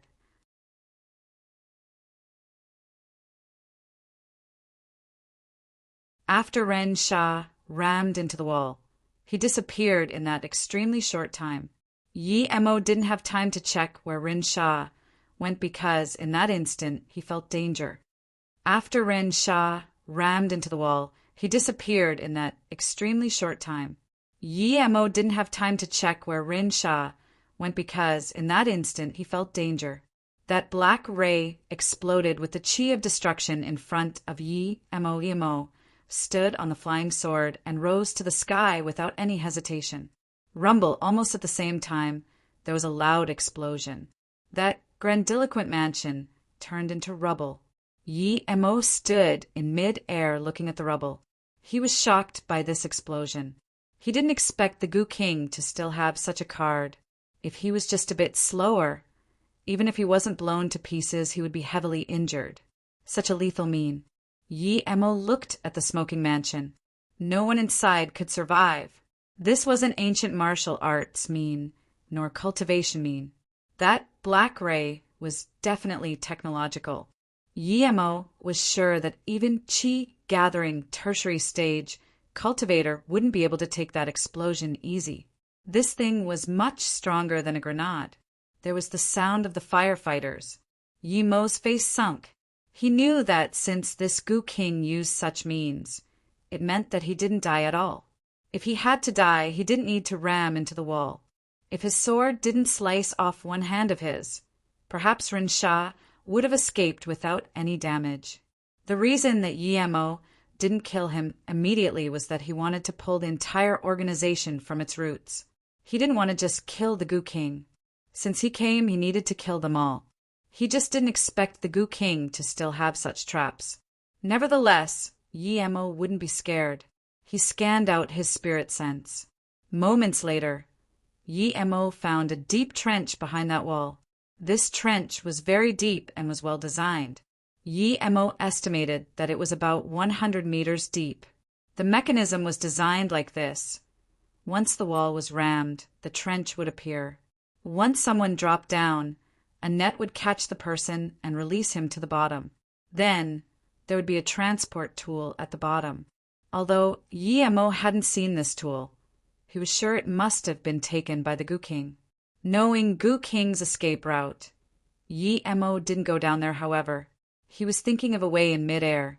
He couldn't just go into the tunnel like that. This place was excavated by the Goo King. If he planted a few more of those bombs like that, he would be heavily injured, even if he managed to survive. Thinking about this, just when Yemo wanted to leave, the fire brigade was here. Rumble. There was another loud bang, and not far from here. There was a huge explosion rupturing from the bottom of the ground, shaking over a nearby building. So vicious. Yemo looked at the explosion, not far coldly. He wanted to kill this Goo King more desperately. If he followed up just then, he wouldn't be able to escape that explosion, no matter what. It could be seen that this Goo King was really calculated. He could dig such a long tunnel underground. From this, it could be seen that not only was his wealth astonishing, but he was also deeply connected. Normally, who dared to dig such an underground tunnel in this busy city other than the government? But since this was exposed, perhaps another bunch of corrupt people would be pulled out. Yemo didn't care about this. He went invisible and took out another goo bug. He marked with spirit sense and let it out. Then he followed up. Dozens of kilometers from the exploded mansion. In a private manner, Ren Shah appeared from an underground elevator with a pale face. At this moment, he had lost an arm, but felt lucky to be alive. The setup he had made many years ago finally came to use. If he didn't have an underground escape route, he would have been killed by Yemo now. Yemo, if I don't kill you, I swear I'm not a human. Rin Shah said with full of killing intent. He didn't expect Yemo to be this scary. He couldn't resist at all under his hands. Although he had many means that he hadn't used, he didn't think he could beat Yemo. He didn't even think that last blast could kill Yemo. If Yemo died that easily, then he wouldn't be so hard to deal with. But it was best if he was killed by that blast. Even if it didn't, Rin Shah estimated that Yemo would be injured at least. No matter how Yemo was, he wasn't going to let him go. After his hand recovered, he would teach Yemo a lesson that he would never forget. However, in the depth of his heart, he still hoped that Yemo followed him into the underground tunnel and was killed in the explosion. Goo King. Another man walked over and knelt down on one knee. His facial expression was very reverent. As for his broken arm, it was as though he didn't see it. Immediately prepare a helicopter. I need to leave here. Rin Shah said coldly, yes. This man replied and quickly left. In a short while, there was the sound of a helicopter in the field. Yemo followed the goobug, running around for a while before eventually coming to a private manor. Just when he came in, he saw a helicopter rise up. Yemo packed away the goo and followed the helicopter with his flying sword. The helicopter landed on an island in the southern sea. This island belonged to Rin Sha. It was his place for cultivation and holiday. Now it was for refuge. Rin Sha walked off the helicopter. His broken arm had stopped bleeding. The medicine he used were all top grade. It's just that he was injured the most this time. This made him very angry. No matter if Yi Mo was killed, he wasn't going to give up his plan of massacre. Yi Mo, I swear here today that if I don't kill everyone around you, Ran Sha didn't finish and was interrupted by a voice. What do you plan to do? Yi Mo's cold voice sounded by Ren Sha's ear. Rin Sha turned around and looked at Yi Mo, who suddenly appeared as though he was a ghost. He was completely frozen. Regardless of whether Yi Mo knew about this private island of his, even if he did, how could he come here this rapidly? He took a helicopter. Could he fly or something?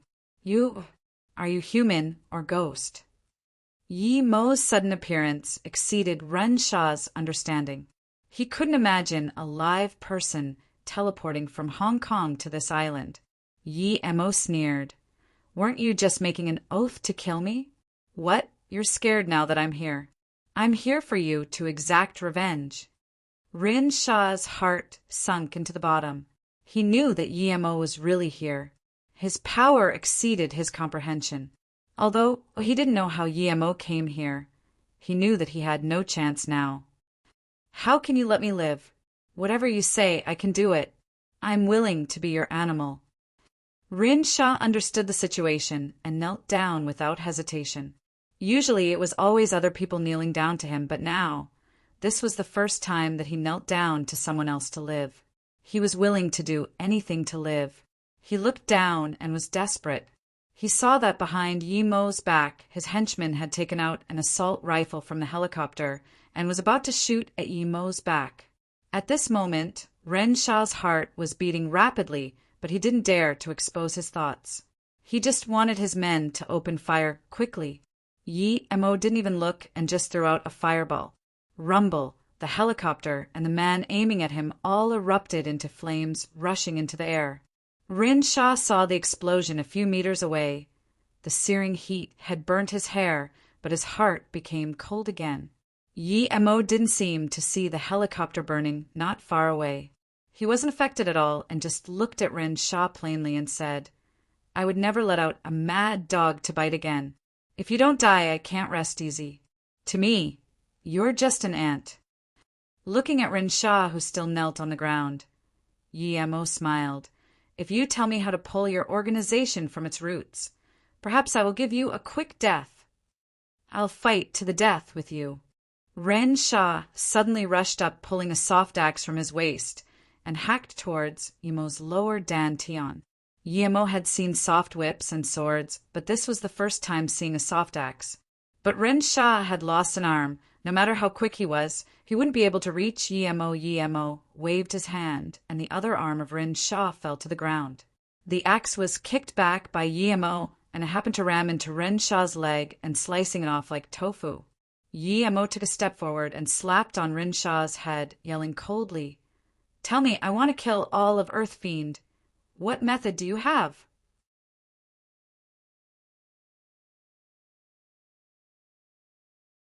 Ren Sha showed struggle in his eyes, but it was just a moment before he was lost and murmured, I have a Goo King.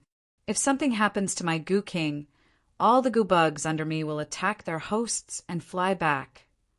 Ren Sha showed struggle in his eyes, but it was just a moment before he was lost and murmured, I have a Goo King. If something happens to my Goo King, all the Goo Bugs under me will attack their hosts and fly back. It was actually that simple. Yi Mo once again saw the struggle in Ren Sha's eyes and was amazed at his power. He quickly asked, Are you the leader of the Earth Fiend organization? No, Earth Fiend was created by Sha One. After I came, I planted a goo in him, making him serve me. Rin Sha replied very quickly this time. Yi Mo didn't expect that this internationally renowned Earth Fiend was actually a puppet organization. In that case, he didn't have any reasons to hesitate. Yi-Mo took out a dark green ball from Rin-Sha. There was a goo bug lying there. The essence, blood, and life force on this goo bug was much stronger than those other ones Yi-Mo destroyed. Rin-Sha had also completely woken up. He saw Yi-Mo hold the Goo King, and his face rapidly changed. He knew that he had no way out now, and his heart was full of resent. It had never occurred to him that someone he thought he could kill easily eventually killed him without even leaving him a chance to escape. The unwillingness in his eyes was deep. Yi-Mo suddenly thought of the Hilu sect incident and asked, "Did you notify the hidden sects that I got the blood coral? How did you notify them?" As if knowing that he would still die anyways, Rin-Sha stopped saying anything, but was secretly trying to shatter his aorta. Yi-Mo scanned his spirit sense and immediately knew what Rin-Sha was trying to do. He tried to save his soul by committing suicide. Yi-Mo didn't give it second thought before throwing out a fireball that surrounded Rin-Sha. Rin-Sha was stunned. He had already considered Yi-Mo to be the most dangerous person, but didn't expect that he could tell that he tried to protect his soul. Was Yi-Mo even human? "I won't let you go even if I'm a ghost." This was the last howl from the fire. Yi-Mo said coldly, "You won't have the chance to be a ghost, but now you won't die yet. You can stay in that fire for a while." Finally, Rin-Sha's eyes showed that all hope was lost. If he had another chance, he would rather offend the entire hidden sects than Yi-Mo. His eyes gradually became dead. Yi-Mo looked at the Goo King in his hand. If he was just going to kill it like that, he felt it was a waste. He knew that although this Goo King was very low caliber in the cultivation realm, it was quite strong on Earth. Although he felt it was a waste, Yi-Mo still enveloped the Goo King in a fireball. He knew that even if he kept it, he couldn't keep it alive. He had no clue as to how to keep Goo. The Goo King struggled in the dark green ball, but in the fire its struggle was a waste. Half a minute later, it finally stopped struggling and was turned to ash with that dark green ball. At the same time, in dozens of places on Earth, those Earth Fiend killers were all attacked by the goo bugs. In a very short time, they turned into bloodless bodies, and the goo bugs disappeared into the skies. Yi-Mo sat on the small island. Goo bugs kept flying back. Yi-Mo knew this was because Rin-Sha hadn't died yet. When it was daybreak, Yi-Mo had burnt all the goo bugs. Looking at Rin-Sha, who was on his last breath, he threw over another fireball, and this Rin-Sha completely disappeared from the world. But when the goo bugs attacked the hosts in an underground chamber in a temple in Hong Kong, a pale-faced man sat on the ground using his power to resist the devourer of the goo. He was the original head of the Earth Fiend, Sha One. Different to other people, he knew from the beginning that he was turned into a tool for cultivation for the Goo King. When the time was right, he would be consumed. But knowing was one thing, and avoiding it was another. He knew that if the Goo King didn't need him to serve, he would have been long gone. The moment that the Goo King's mansion was destroyed, he knew his chance had come. The Goo King always killed people, and now he finally met his end. Sha One was waiting for this opportunity. The moment the mansion was destroyed, he brought his 2 men to the underground basement. Although Sha One was controlled by the goo bug, he used his connections and had much better information than Rin-Sha. Rin-Sha was very vengeful, ever since he came to the Earth Fiend. This organization was completely different from before. It had turned into a retribution machine. So, Sha One thought of all the ways he could to help the Earth Fiend find strong enemies. And this time they messed with Yi-Mo. Yi-Mo was too young, and he didn't look well on Yi-Mo. But after investigating Yi-Mo, he became hopeful of Yi-Mo. He hid Yi-Mo's true capabilities from Rin-Sha, just so Rin-Sha could annoy Yi-Mo. As expected, things developed as planned. Even Sha One didn't expect Yi-Mo to act so fast. Yi-Mo was in Chun and in the morning, and at night he had come to Hong Kong. Sha One brought 2 men into the underground basement. He knew that Rin-Sha had an underground escape route. Even he didn't know how to get in. Just when he thought Yi-Mo couldn't kill Rin-Sha, the 2 men and him started experiencing attacks by the goo bugs. This made Sha One very surprised and joyful. He knew that only when the Gu King was killed would such thing occur. So when the Gu started the attack, Shawan also started his resistance. For the past decade, he had been constantly thinking of ways to resist the Gu devouring. Finally, he thought of a way. Mutilation. He forced the Gu into one arm and cut off that arm. Then he quickly went into the metal room and closed the door. After eating the blood essence of that arm, the Gu couldn't find Shawan and flew off with the other Gu bugs. Although Shawan lost an arm, he forced out the Gu bug and was very happy. He didn't dare to stay in the underground basement and quickly fled. The instant Su Jingwen packed away the charms, she remembered what happened when she came. She was too angered by her cousin. That's why she left. She thought about what happened with Emo and her cousin and just remembered Emo saying something about someone trying to assassinate her. Since those people were going to assassinate her, it meant that they wouldn't let Emo go either. Then, what would happen to Emo? But in the turn of an eye, Su Jingwen realized that she was too hysterical. If something was going to happen to Emo, how could he come here and give her the fireball charms? Knowing Yemo's power, since he knew that there was someone trying to assassinate him, he would have a way to deal with it. Although she thought of this, Su Jingwen still felt a little guilty. She left before due to anger and didn't even care about Yemo's situation. She wondered if Yemo would come back. Su Jingwen sat in the car and waited for a long time, but still didn't see Yemo. She started up the car, disappointedly. At this moment, her mood was a little bad. It was because the cousin who had grown up with her become so rude, turning into someone she didn't even recognize. Was that still the cousin who helped her no matter what? She just couldn't put aside the words her cousin said today. Su Jingwen shook her head and tried to cast these things aside.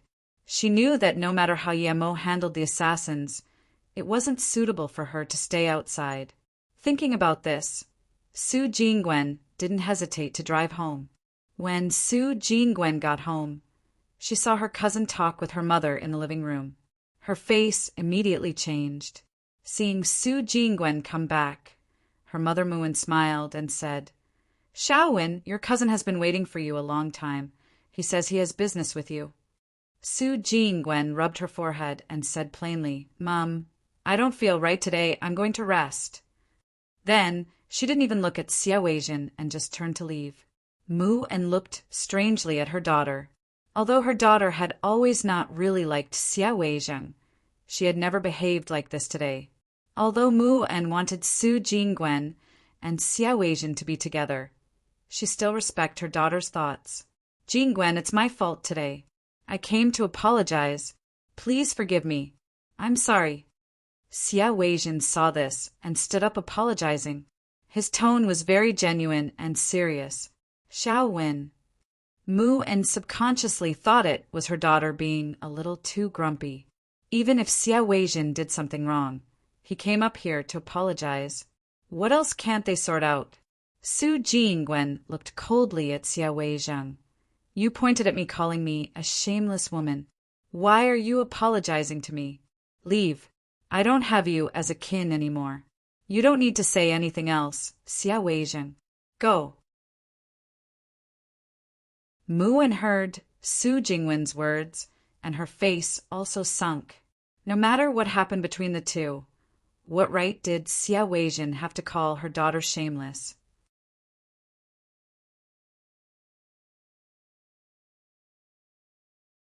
Xia Weijin didn't expect Su Jingwen to actually say it out. He thought that what happened between them two couldn't be mentioned at home. But now, not only did she say it, she also said it in front of her mother. This caught Xia Weijin off guard. Xia Weijin didn't expect Su Jingwen to actually say it out. He thought that what happened between them two couldn't be mentioned at home. But now, not only did she say it, she also said it in front of her mother. This caught Xia Weijin off guard. However, Xia Weijin quickly reacted and walked over to Muin bowing. "Auntie, it's because I saw Jingwen book a hotel room with another man. I was scared that Jingwen was inexperienced and tricked. I didn't choose my words carefully at the time because I cared about Jingwen too much." Su Jingwen's face was green with anger. She didn't think that Xia Weijing would twist the truth in such ways in front of her mother. It was obviously he who went into room with another woman, but now blamed it on her. Mu An's heart sunk. Her first reaction was disbelief. She knew her daughter all too well. Now, Xia Weijing said her daughter booked a room with a man. How could she accept this? Just when Mu An was going to reproach Xia Weijing, Su Jingwen said coldly, Xia Weijing, who are you to me? I booked a room with the person I like. What's that got to do with you? I like it. I'm happy. Go now. Our family doesn't welcome you. Xiao Wen. Mu An looked at her daughter in shock. She didn't expect her daughter to admit it. Xia Weijing suddenly stood up straight and said in a calm tone, Auntie, I really don't mind what Jingwen did from the bottom of my heart. I really like her. I just want to invite her out for a talk. Of course, if she doesn't agree, I will also respect her and give up these thoughts. Weijing, you've been studying abroad, and I don't see you being that devoted to Jingwen. How come this time? Mu An was still thinking about her daughter booking a hotel room with a man. But she also felt Xia Weijing wasn't right today. Xia Weijing, I won't go out with you. If you have something, you can say it here. If you don't, then you can go. Su Jingwen looked coldly at Xia Weijing. Her tone was freezing cold. Mu An knew her daughter's personality. Since she said she won't go out for sure. But thinking about Xia Weijing, she said helplessly, Xiaowen, how about you just have one more talk with Weijing? If you guys can sort it out, then things go on. If not, then never mind. Before Su Jingwen could reply, Xia Weijing quickly bowed and said, Yes, Auntie, I will explain things properly to Jingwen. If Jingwen really disagrees, I will also respect her wishes. Su Jingwen looked hesitantly at her mother. In the depth of her heart, she really didn't want to go out with Xia Weijing, but her mum also said this was the last time. Just when Su Jingwen was still hesitating, a maid brought in a disc and walked in front of Mu and passing the disc to her. Annan, someone just sent in this saying it needs to be watched immediately. Mu An took the disc confusedly and casually put into the DVD player. When the TV screen showed, Xia Weijing's face changed drastically. He walked up a few steps and was going to take out the disc. Mu An stopped him. Weijing, what are you doing? Xia Weijing's face changed many times before saying, I'm a little uncomfortable. I'm going. Then he didn't even care about Mu An's strange eyes and turned to leave. Mu An and Su Jingwen, who were very confused, quickly knew from the disc why Xia Weijing was leaving. This disc recorded the plan Xia Weijing had for Yi Mo and Su Jingwen. The more Mu An watched, the angrier her face got. Xia Weijing was planning to capture Yi Mo and Su Jingwen and then get many people to rape Su Jingwen in front of Yi Mo. After this, they were still planning how to transfer Mu An's assets. Slap, Mu An slapped the tea table. What did I do to your Xia family? How dare you be like this? Mum. Su Jingwen quickly came to pat her mother on the back. She was scared her mum would get sick. Although she already knew what sort of a person Xia Weijing was, she was still in disbelief at his brutality. He was asking her out so he could rape her. After long, Mu An calmed down and turned off the DVD player. She looked at her daughter and asked, Xiaowen, did you really? Su Jingwen shook her head. Mother, it was just a friend. I was in the room with my friend, and when we came out we happened to see Xia Weijing with another woman. He was going to hit me, but my friend taught him a lesson. This bastard, Mu An said, and then after a while she continued to ask, Xiaowen, did your friend send this disc? Su Jingwen contemplated for a while and then said, I believe it is him, but he probably has something on, so he didn't come. If you have time, get your friend to come sit for a while. You don't need to worry about Xia Weijing, but the Xia family is no small entity. You friend can even get this fast, meaning that he's not that simple either. You like him, right? Mu An nodded and asked, She knew her daughter too well. If her daughter didn't like this person, then she wouldn't go into the same room with this person, no matter what. Su Jingwen blushed and hesitated for a while before saying, "Mom, he already has someone he likes. And it's not that I like him. I just don't have any vigilance for him. I feel he's trustworthy. He's a good person, and—" Mu-en smiled. "You've said so many good things about him. How can you still say you don't like him? So what if he has someone he likes? As long as they're not married, anyone can like him. Plus, my daughter is no lesser than anyone else. What were you going to say before?" Mu-en felt quite guilty to her daughter. If it wasn't for this disc, she was going to persuade her daughter to go out with Xia Weizheng. You know one's face, but you don't know one's heart. Mu-en sighed. Xia Weizheng only went out a few years and had turned so cruel, but you couldn't tell from his appearance at all. Su Jingwen could only say, "Mom, he's Yi-Mo, the one who cured your sickness, and the one sold me the spirit-cleansing charm.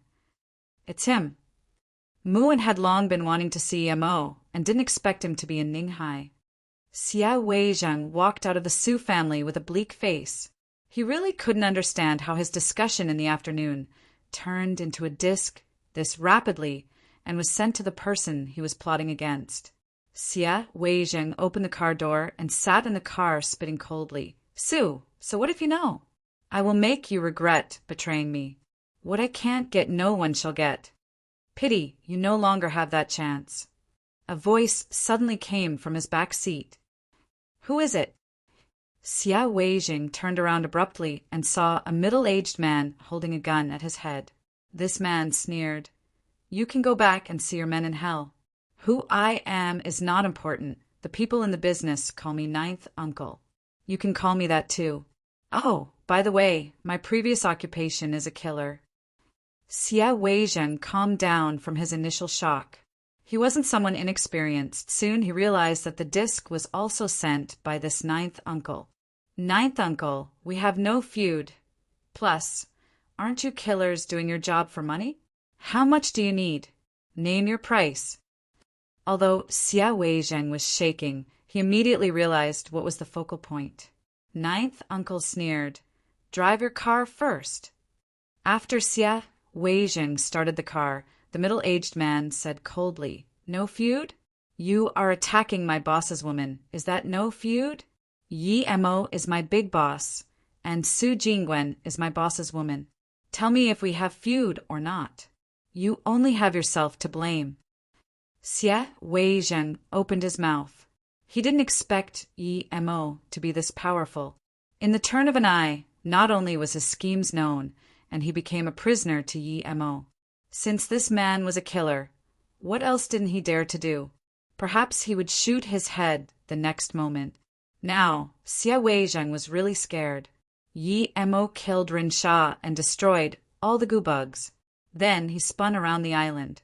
This island was very small, less than 1 square kilometer. Rin Sha didn't build any grandiloquent houses on it, just a few simple bases used for his cultivation. However, Yi-Mo didn't know why Rin Sha bought such a small island. Yi-Mo felt a lot more relived after annihilating the Earth Fiend. That constant feeling of threat had gone. Yi-Mo walked into a room. This was probably used by Ren Sha for cultivation. He wanted to see how this Ren Sha cultivated. Just when Yi-Mo walked in, he was shocked by the dense spirit chi here. Although this was still a far cry from the cultivation realm, it still surprised Yi-Mo. Spirit chi was too rare, and the density of this chi here was very good despite having some impurities. Yi-Mo soon discovered that the chi here was dissipating.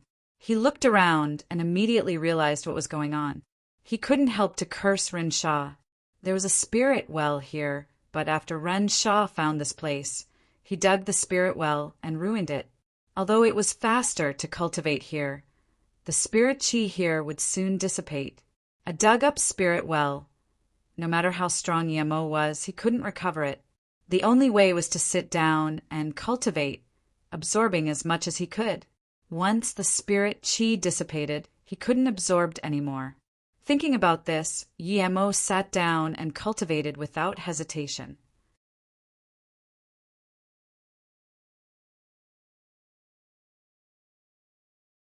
When Yemo woke up again, he felt that the spirit chi here had dissipated. He then stood up with regret. He felt his power went up a level. Although he was still stage 4, he wouldn't be short on spirit chi if he flew from Ninghai to Hong Kong on the flying sword. When Yemo woke up again, he felt that the spirit chi here had dissipated. He then stood up with regret. He felt his power went up a level. Although he was still stage 4, he wouldn't be short on spirit chi if he flew from Ninghai to Hong Kong on the flying sword.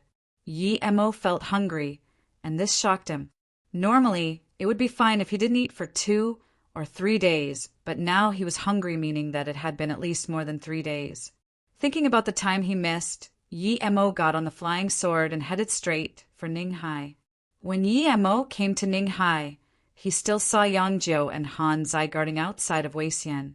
The two were already very desperate. Yemo said he would be back the second day, or that night. But now it was the 4th day, and Yemo still hadn't come looking for them. Despite this, the two didn't leave Ninghai.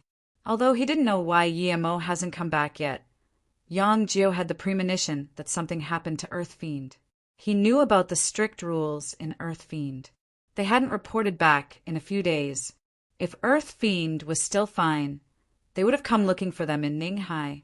Since they still hadn't come, it meant that something happened to Earth Fiend.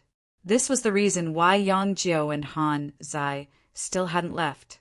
When Yemo came back, they saw him immediately and came up greeting him. After some talk, Yemo realized that he had been cultivating for 4 days. No wonder his stomach was hungry. Qian Bei, I've dealt with that Xie guy. He wanted to scheme against you and Ms. Su Jingwen. We caught his evidence. We're wondering now if we should kill him. Yang Jiu was very reverent to Yemo. He knew that Yemo went to annihilate the Earth Fiend, and now that he was back. Although he didn't dare to ask about the result, he had connections and found signs. Accompanied with his previous guesses, Yang Jiu immediately knew that something really happened to the Earth Fiend. Yemo waved his hand. You two can deal with him. It's better if you can get some money out of him, but even if you can, don't let him live too easily. As for his life, it doesn't matter if it's taken or not. After this, you two immediately go to Flowing Snake and look for my second brother Su Ping. I have some people starting out a company for me at Flowing Snake. There will be places for you. After I deal with some things, I will also go to Flowing Snake. As for Earth Fiend, you don't need to worry about them. I have pulled them up from their roots. Yang Jiu and Han Zai looked at Yemo in shock. He actually annihilated the Earth Fiend, pulling such a big hitman organization from its roots. This was only a few days. Yemo seemed more mysterious in their hearts now. After arranging the two, Yemo didn't go look for Su Jingwen. He went straight to Xinjiang. He still had a goal, and that was to go to the Hilu sect. But Yemo was disappointed to find that the Xinjiang Zhang family didn't know about Zhang Zhihui at all. When he went to the family leader, only then did he know about Zhang Zhihui. However, the leader told Yemo that Zhang Zhihui hadn't met up with them nor contacted them for a long time. Yemo estimated it was actually after he sent Zhang Zhihui to annihilate the Broken Fist Hall. There was no longer any news of Zhang Zhihui. Putting that aside, Yemo went to Wuliang Mountain. Since the Earth Fiend was gone, he needed to bring back his sister, Tang Beiwei. Wuliang Mountain still looked the same with many tourists. Yemo came to the entrance of Serenity. On the platform, he realized that the chain to Serenity had gone. Someone cut the metal chains? Yemo was shocked. This definitely wouldn't be by Serenity because although the hidden sects didn't go into the world, they would still have connections to the outside world. They still had some necessities that they needed to trade. If his sister wasn't there, he wouldn't be so worried, but she was. Yemo immediately stood on the flying sword and came to the opposite side of the cliff. Soon he went into the Serenity Valley, coming out of the tunnel, and at the end of the small road, it was the front door of Serenity. He scanned his spirit sense in. Tang Bei was looking after the blue leaf grass and seemed to be very focused. It was as though nothing could move her attention from it. Yi Mo breathed easy. Tang Bei was fine. Looking at where she lived, it seemed fine.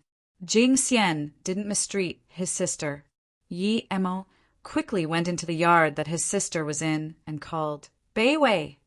Tang Bei turned around abruptly and saw Yi Mo. She dropped the spade in her hands without a thought and ran away, pulling Yi Mo's arm, and said with a face full of joy, "Brother, you're here." Yi Mo patted her shoulder apologetically and didn't know how to say it to her. "What's wrong, brother?" Tang Bei felt Yi Mo's hesitation and asked desperately. She had a bad feeling in her heart. "Bei, sorry, brother went a little late, and your mother has already passed away." Yi Mo took out Tang Jing's ashes and passed it to Tang Bei. Although he knew this would only make her sad, he didn't know any other way to bring it to Tang Bei. Tang Bei let go of Yi Mo's hands and took the box in disbelief. She couldn't say anything for a long time. Although Tang Jing wasn't her real mother, in her heart, no one could take Tang Jing's place. Tang Jing was her mother, but her mother was taken to Beijing. How long had it been? And an ash box was brought back. She couldn't take it. She couldn't believe it. Her mother went to enjoy life, not die. Why did things have to be this way? Why? Tang Bei was frozen.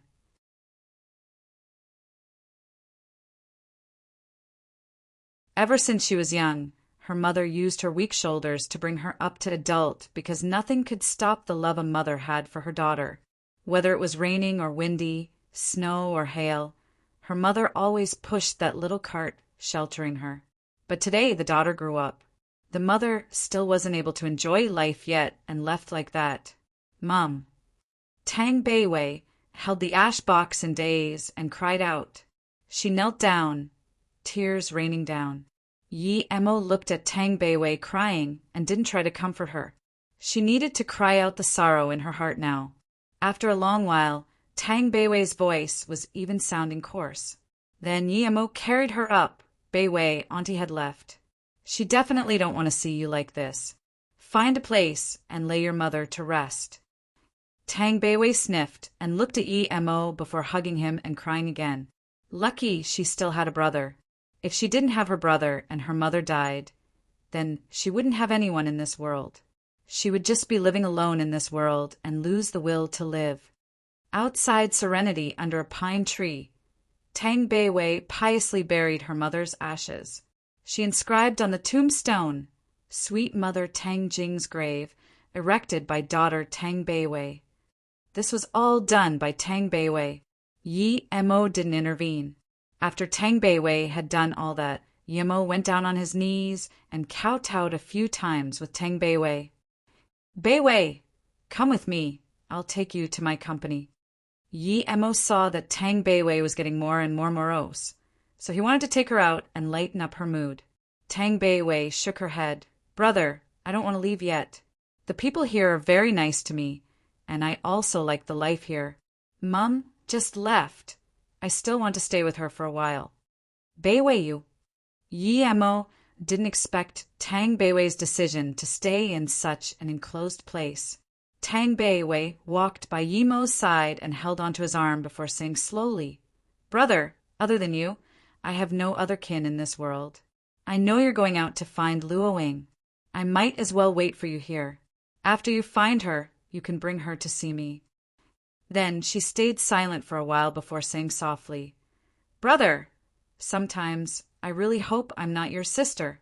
If I'm not, I will marry you and go find Luoing with you." Tang Bei was very clear in her mind that even if she left with Yi Mo, she would still be living by herself. Yi Mo would be going out to find Luoing, and she was used to living here. Yi Mo rubbed Tang Bei's hair and said, "Don't talk nonsense. Let's go to where you stay first. Brother, the blue leaf grass you gave me last time grew another flower. Tang Beiwei seemed to have recovered a little from the sadness.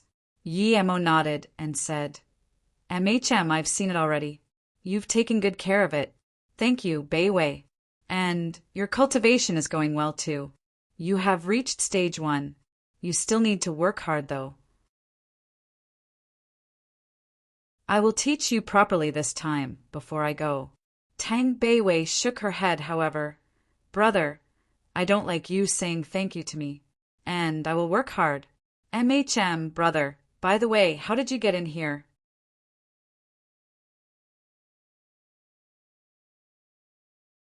Patron Yi, what Beiwei asked is also what I'm curious about. Jing Xian appeared silently in front of Yi Mo and Tang Beiwei. Patron Yi, what Beiwei asked is also what I'm curious about. Jing Xian appeared silently in front of Yi Mo and Tang Beiwei. Yi Mo was focused on the conversation with Tang Beiwei and didn't notice Jing Xian's arrival. Even so, he applauded the nun. It was no simple task to arrive here without his notice, even if he wasn't concentrated. Master. Tang Beiwei quickly bowed. Yi Mo looked strangely at Tang Beiwei. Did she plead Jing Xian to be her master? How come she didn't tell him? As though seeing Yi Mo's surprise, Jing Xian said plainly, I instructed her a few times when she was cultivating. Her cultivation method is very extraordinary. I don't dare to take her in as my disciple, but she insists on me being her master. Yi Mo immediately understood what was going on and quickly bowed. Thank you, Jing Xian, Qian Bei, for taking in Beiwei. Yi Mo, thank you here. Although he said that Yi Mo was worried, he was afraid Jing Xian would see through Tang Beiwei's cultivation method. If his spirit qi cultivation method was seen through, then it would be groundbreaking. Jing Xian quickly closed her palms and said, Patron Yi, you are too polite. Jing Xian doesn't dare to be so. I see that Patron has become stronger than last time. Congratulations. Brother, sorry, I didn't have time to tell you yet. Master pointed out some meridians and chakra points for me. I cultivated the rest by myself. Master said I'm not suited to the serenity cultivation method. I just need to keep cultivating my current method. Tang Beiwei quickly said. Yi Mo felt relieved. Although Tang Beiwei's words were a little rude to her master, she was desperately trying to explain to him that she didn't disclose the cultivation method. Despite this, Yi Mo still wanted to write an ancient martial arts cultivation method for Tang Beiwei. Once people asked, she can use that as an excuse. Seeing Yi Mo nod, Tang Beiwei immediately said, Brother, you still haven't said how you came? Yi Mo knew that Jing Xian was also waiting for his answer. I saw that the metal chain was broken, so I jumped over. Tang Beiwei didn't say anything. She knew that her brother had many strange capabilities, but Jing Xian was extremely shocked. Jumped over? She wouldn't believe this no matter what, but Yi Mo definitely came from the original way. Otherwise, how would he know that the chains were broken? But if Yi Mo didn't jump over, how did he come? Jing Xian Qian Bei, please tell me how that metal chain broke. Yi Mo asked. If his sister wasn't here, then he wouldn't care, but she was so, he had to know what was going on. He didn't want his sister to be in the slightest danger. Jing Xian looked at Yi Mo once. Although she knew Yi Mo was lying, she couldn't keep asking. She nodded and said, Jing, she actually agreed on the marriage between Susu and Bian Chao and privately took the marriage gift of Jiansong. We didn't know about this at all. But a few days ago, Jiansong's sect people came to Serenity to marry Susu, but found that Susu had left Serenity. The people were immediately angered. Yi Mo didn't finish hearing and was also angry.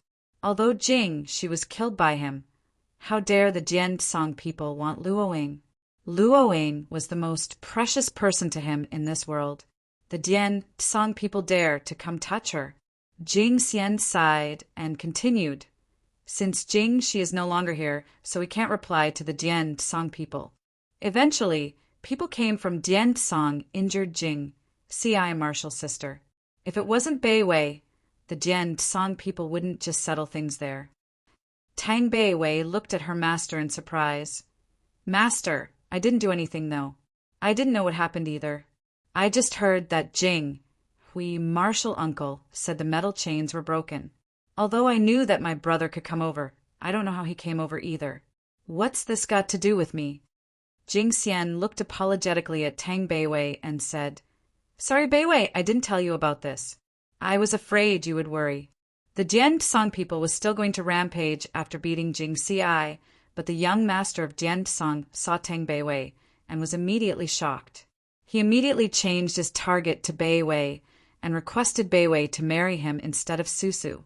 Bien Chao was going to bring Beiwei with him, but I stopped him telling them that even if they were going to do so, they needed to wait a few days for Beiwei's brother to come back. They said that I was right, and they were keen on face saving, so they went back to prepare for marriage gift. It would be 3 days before they come back. As for the marriage gift they gave last time, they would want it back when Susu comes back. Master. Tang Beiwei looked at her master in shock and subconsciously held onto Yi Mo's arm tight. She was thinking if her brother didn't come, was her master going to marry her into that Dian-song or something? Yi Mo's face was very bad. Although he didn't know what Jingxi meant, he definitely wasn't going to let his sister be forced into a marriage. She glanced at Yi Mo and said, Just when I didn't know what to do, Patron Yi came. I can't decide on this issue. Although I want to send Tang Beiwei away in secret. If Dian-song knew about this, not only will Beiwei have nowhere to hide, but our serenity will also be destroyed, and so will your Yi family. Brother. Tang Beiwei held Yi Mo's hand tightly and called out worriedly. She knew her brother was strong, but even Serenity was so worried about Dian-song. She didn't dare to guess if her brother was a match for them. Seeing Yi Mo's face bleak and killing intent leaking, Jing Xian said worriedly, Dian-song is different from Serenity. Any one of their elders is Earth level. And Dian-song is one of the 6 big sections. Although they are ranked last, their power is far from what our sect can compare. Yi Mo's face eased up. He knew that he couldn't blame Jingxi for this. She really couldn't do anything. Thinking about this, Yi Mo nodded. Jing Xian Qianbei, thank you for taking care of Beiwei. A mere Dian-song is no threat to me. I can beat the He Lu sect to fragmentation, then there would be no reason for me to worry about Dian-song. Jing Xian heard Yi Mo's words and was dazed. Yi Mo actually beat He Lu sect to fragmentation? What was this? Their sect was secluded and thus didn't know what happened in the outside world. After a moment, Jing Xian asked hesitantly, Patrony, are you sure it's the He Lu sect? He Lu sect is also one of the 6 big hidden sections. They are ranked even higher than Dian-song. Yi Mo smiled. They schemed for my blood coral and ambushed me, but I killed them all. Then, these people wanted to cause trouble at the Beijing Yi family. I killed all of them again. By the way, Jing Xian Qianbei, I want to go to the base of He Lu sect and see. Do you know where their sect is? Jing Xian replied after a long while, Sorry, I don't know. Even if I do, I can't tell you. This is the rule of the hidden sections. Despite guessing this would be the result, Yi Mo was still a bit disappointed. He pulled his sister hands and bid goodbye to Jing Xian and returned to where his sister lived. Once returning there, Yi Mo asked, Beiwei, tell me you didn't teach anyone else the cultivation method I taught you, right? Tang Bu immediately said, No, brother. I know what you taught me is different from them. I'm not that dumb. My master just felt that the speed with which I gathered inner qi was very rapid and thus thought my cultivation method was really good. She never asked me what I was cultivating and just gave me tips on things I didn't understand. Yi Mo nodded and said, Good. You must never tell anyone what you're cultivating. I'm going to stay here for a while and write out an ancient martial arts cultivation method for you. If someone asks, just say it's that. Brother, are you really going to live here for a while? Tang Bei Wei was feeling down, but she became excited hearing that Yi Mo was going to stay for a while. Yi Mo nodded and said, "That Dian Song sect dare to scheme for you and your sister-in-law. I will make them disappear. And I'll also stay here for a while teaching you cultivation. And you kept that blue flower blue leaf grass quite well. I still have a purple heart vine here. I also need you to grow that for me. This will be our future food. You must not treat it carelessly." "I know, brother." Tang Bei Wei immediately replied. Tang Bei Wei hesitated before eventually asked, "Brother, when that metal chain broke, I was really worried if you were still able to come. But then I thought that you must be able to come over." "Although you did come over indeed, I still want to know how you got over. Did it take a lot of time?" Yi Mo smiled. "I just took a few seconds because I flew over." Tang Bei Wei opened her mouth wide and looked at Yi Mo.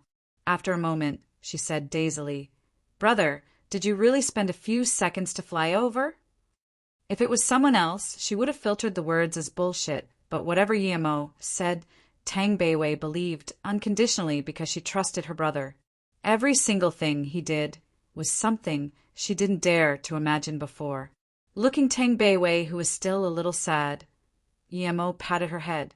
Although it seemed Tang Bei Wei was very mature, she was still very young. Before she met him, she had gone through too much hardship. Not long after meeting him, her mother passed away. Reality was too cruel to her.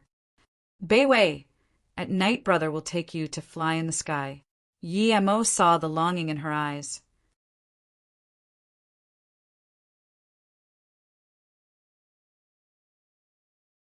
The night was quiet. Jing Xian stood outside the tallest temple of serenity, looking out into the boundless cosmos. Serenity was passed on from her master to her, but was controlled by her little martial sister for many years. If Yi Mo didn't come, this stalemate would continue. The night was quiet. Jing Xian stood outside the tallest temple of serenity, looking out into the boundless cosmos. Serenity was passed on from her master to her, but was controlled by her little martial sister for many years. If Yi Mo didn't come, this stalemate would continue. Countless times, she wanted to warn Jing she not to cross the line and do things for the good of the sect, but she couldn't say it, much less do anything. It was because Jing, she was her martial sister, and saw the things between him and her with her own eyes. Although Jing, she didn't know that Man was Jingxi's brother. Before he died, he asked her to take care of Jingxi, but she hadn't been able to do it. She could resist not taking action herself, but she couldn't stop Yi Mo from doing anything.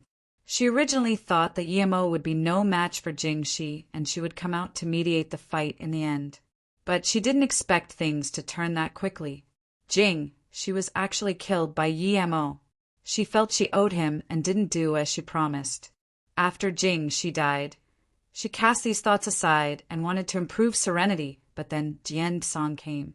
Jing Xian sighed. Perhaps she really wasn't suited to being the sect leader. A purple ray shot over from not far, but Jing Xian was shocked. She rubbed her eyes as she thought she was seeing things, but after looking carefully, she found out her eyes were right. It was real. That purple ray was a broadsword, and standing on top of the sword was Yi Mo and his sister Tang Bei Wei. He can flying on the sword? Great heaven? Or surpassed great heaven? Jing Xian was dumbfounded. She finally understood how Yi Mo came over, but she was more confused. Was there really such thing in the world? This had surpassed the realm of ancient martial arts. Even great heaven masters hadn't been said to be able to fly on swords. It said that the Demo ancestor cultivated ancient martial arts to the extreme and crossed a river with a blade of grass. But even so, he couldn't fly on a sword. "Brother, are you saying I can do this as well?" Tang Bei Wei stood on the flying sword and was lost in this endless sky. Her melancholic mood also lightened up. "You can." Yi Mo nodded. Yi Mo was arranged to stay in Luo Ying's room. This was also what he wanted. He liked where Luo Ying lived before. It gave him too many memories. The second day, Yi Mo felt that the way Jing Xian looked at him wasn't quite right, but he didn't care. 3 days passed quickly as Yi Mo taught Tang Beiwei cultivation. During this time, other than Jing Xian coming to talk to Yi Mo occasionally, no one else came. Then, the Dian Song people arrived outside exactly on time. This time there were 5 here.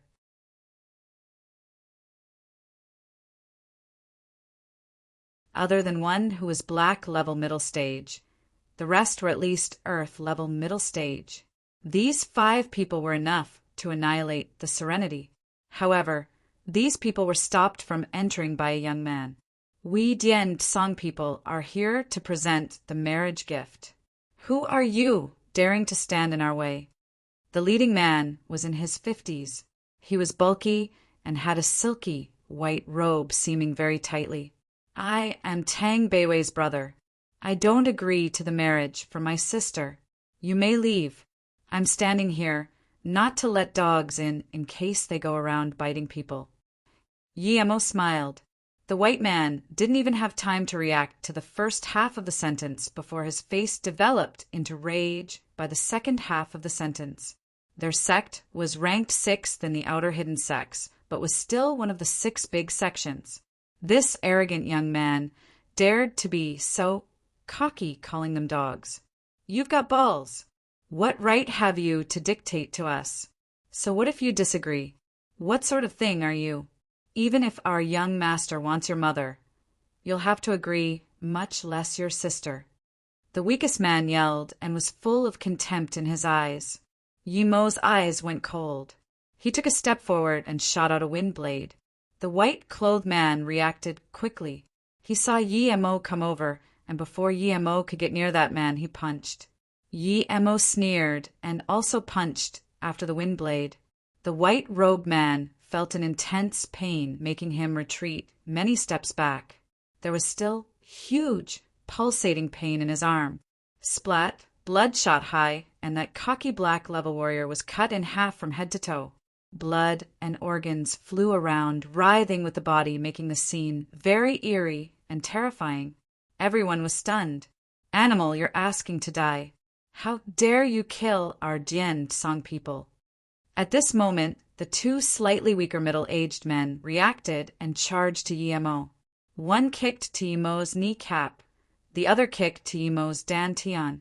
Obviously, they wanted to break Yi Mo's leg and abolish Yi Mo's power so they could torture him slowly.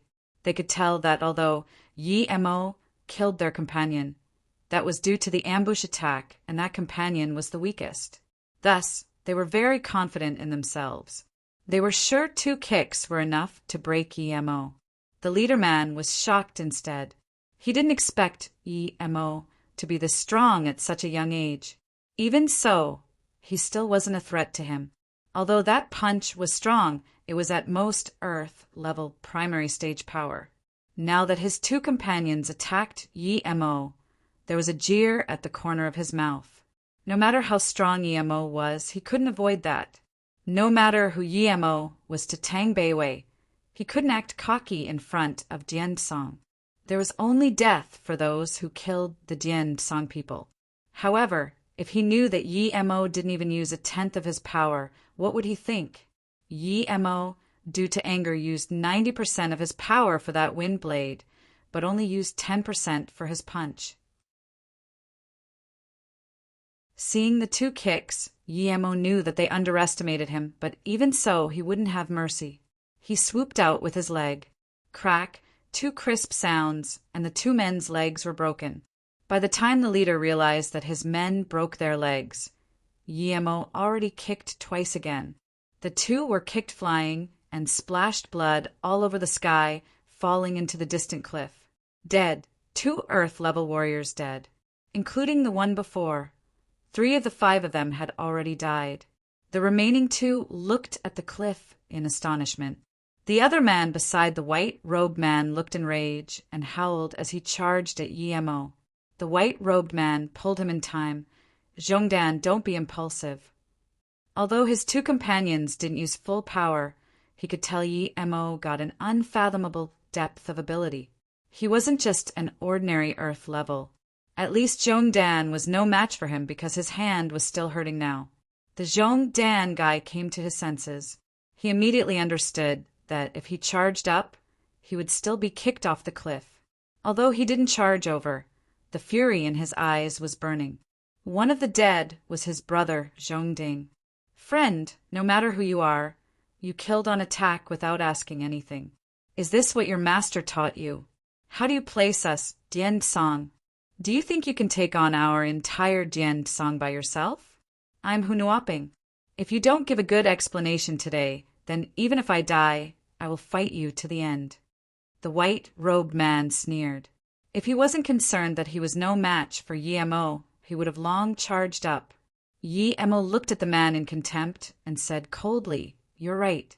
I was never planning to let your Dian Song sect go. Stop wasting time and lead the way. I'll go to your sect. You dare to come to our Dian Song?" Hunuaping seemed to be verifying Yi Mo's words. He didn't expect Yi Mo to dare to follow him after killing so many of their Dian Song people. He was still thinking about how to get the news back and ask for backup. Yi Mo laughed. "Is your Dian Song a tiger cave or something? Am I unable to go? Since you dare to plot for my sister, then don't blame me for the consequences." Hunuaping looked coldly at Yi Mo. Although he was sure that Yi Mo's power was not far from his, but he wasn't sure if he was a match for Yi Mo. That's why he was hesitating not to attack. Since Yi Mo was going to Dian Song now, that would be the best. He could cultivate to this state at such a young age. It could be seen that there must be a great secret on this young man. Instead of killing him here, he might as well bring him back. Thinking about this, Hunuaping sneered and turned to Serenity, calling out, "Jing Xian, we Dian Song will be back." Yi Mo suddenly said coldly, "Old fart, if you don't leave now, then you don't need to leave anymore. I will kill you right here, right now."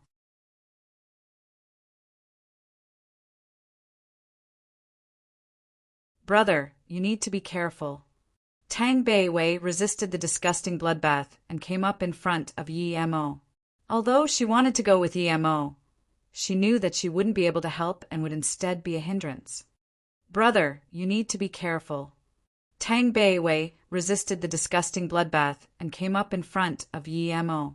Although she wanted to go with Yi Mo, she knew that she wouldn't be able to help and would instead be a hindrance. Jing Xian stopped the Serenity disciples who were going up. Ever since she saw that Yi Mo could fly on a sword a few days ago, she knew that Yi Mo's power was far from what they could compare with. She hid this thing in her heart. She knew that if words got out, how much ruckus it would cause. "Bei Wei, wait for me here. I will be back in a while." Yi Mo comforted Tang Bei Wei and then followed Hunuaping the two and left Serenity. Hunuaping heard Yi Mo's words and sneered inside. He wanted to come back after killing our Dian Song people? He was dreaming. Yi Mo followed the two onto the cliff at Serenity before he knew how they came over. It was a balloon flotation device. There was a generator and a propeller. It was a simple helicopter, to be exact. Seeing this, Yi Mo sneered. It seemed that the hidden sects were not so hidden. They even had such things. They were intact with the times. Zhongdan looked furiously at Yi Mo, but didn't dare to attack. He could only start up the balloon device. If he could beat Yi Mo, then 100 Yi Mos would have been dead. After the balloon helicopter started, it soon went into the misty Wuliang mountain, disappearing amongst the mountains. Yi Mo scanned out his spirit sense, but could only see foggy valleys. There was no sense of direction at all. Hunuaping looked coldly at Yi Mo and didn't say anything. In his eyes, Yi Mo was a dead person. He only needed to die at Dian Song. This balloon helicopter passed through the mist for more than an hour before landing at a platform that was surrounded by mountains. However, there was a small temple made by bricks here. Everything around was covered by the fog and no structures could be seen. It was unknown if this place was still even in Wuliang Mountain. Yi Mo applauded. There were too many mountains that were hard for ordinary people to reach in China. Zhongdan walked out of the balloon helicopter and looked coldly at Yi Mo, sneering. After you die, I will go down to comfort your family. I promise each and every one of them will be very happy. So happy that they can't even die if they want to. Every single woman of your Yi family will be proud of me. Yi Emo looked at Zhong Dan and said plainly, "Pity you won't have that chance." Then he raised his hand and let out another wind blade. Zhong Dan was suddenly split in half, falling with shocked eyes. "You dare to still kill people at the foot of our sect." Hu Nuoping looked as though he was going to eat Emo, but he didn't dare to attack. However, he was just more shocked. Even his tone was shaky. Originally, he just thought Emo had a fast blade, so fast that he didn't notice at the time. But just now he saw it clearly. Emo didn't use a sword at all. He just swiped with his hand. Was this the legendary Qi gathering to form blade? His face was like a dead man's. If this Tang Beiwei's brother was really this scary, then even if Jian Song killed him, how much price would they have to pay? He didn't dare to imagine. Emo said plainly, "Hu Nuoping, if you say any more and not lead the way, then I will kill you as well. My patience is very limited." Hu Nuoping shivered and turned to leave. He didn't dare to piss off Emo. Although it was only a short time, he had completely understood what sort of person Emo was. He was a demon. Jian Song was also like an overlord, but in front of him, Jian Song was an old granny eating vegetables. Seeing Hu Nuoping continue walking, Emo followed, but before he left, he waved his hand and 2 fireballs shot out, turning that small temple and the hot air balloon into a gust of fire. Hu Nuoping looked at the 2 gusts of fire as his mouth spasmed. He didn't say anything, but walked faster. Emo followed Hu Nuoping across 2 dozens of meters, long metal chains, and crossed a few valley roads, before reaching a group of ancient-style buildings. In front of these buildings, there was a 50-meter tall mountain stairs. After the stairs, there was a huge monolith a few meters tall in front with the 2 big words, Jian Song. Emo sighed. Whether it was temperament or environment, Jian Song was so much stronger than Serenity. Just these ancient yet elegant buildings weren't something Serenity could compare with. Elder who? Hu Nuoping walked in front of the stone monolith and a guarding sect member greeted. Emo scanned his spirit sense. If he didn't come here himself, he really couldn't imagine that there was such an heavenly realm-like place amongst these mountains. It seemed that there weren't much disciples in this sect either. Emo only saw around 100 people. Hu Nuoping walked outside the main stadium at the huge bell and quickly rushed there. He pulled the ropes and kept knocking the huge bell. Dang! Dang! The deep, tremendous sound immediately surged through the sect. Emo knew what Hu Nuoping was doing, but just watched coldly and didn't stop him. Hu Nuoping, what are you trying to do? An old man with white beard charged out from the stadium and pointed at Hu Nuoping in anger.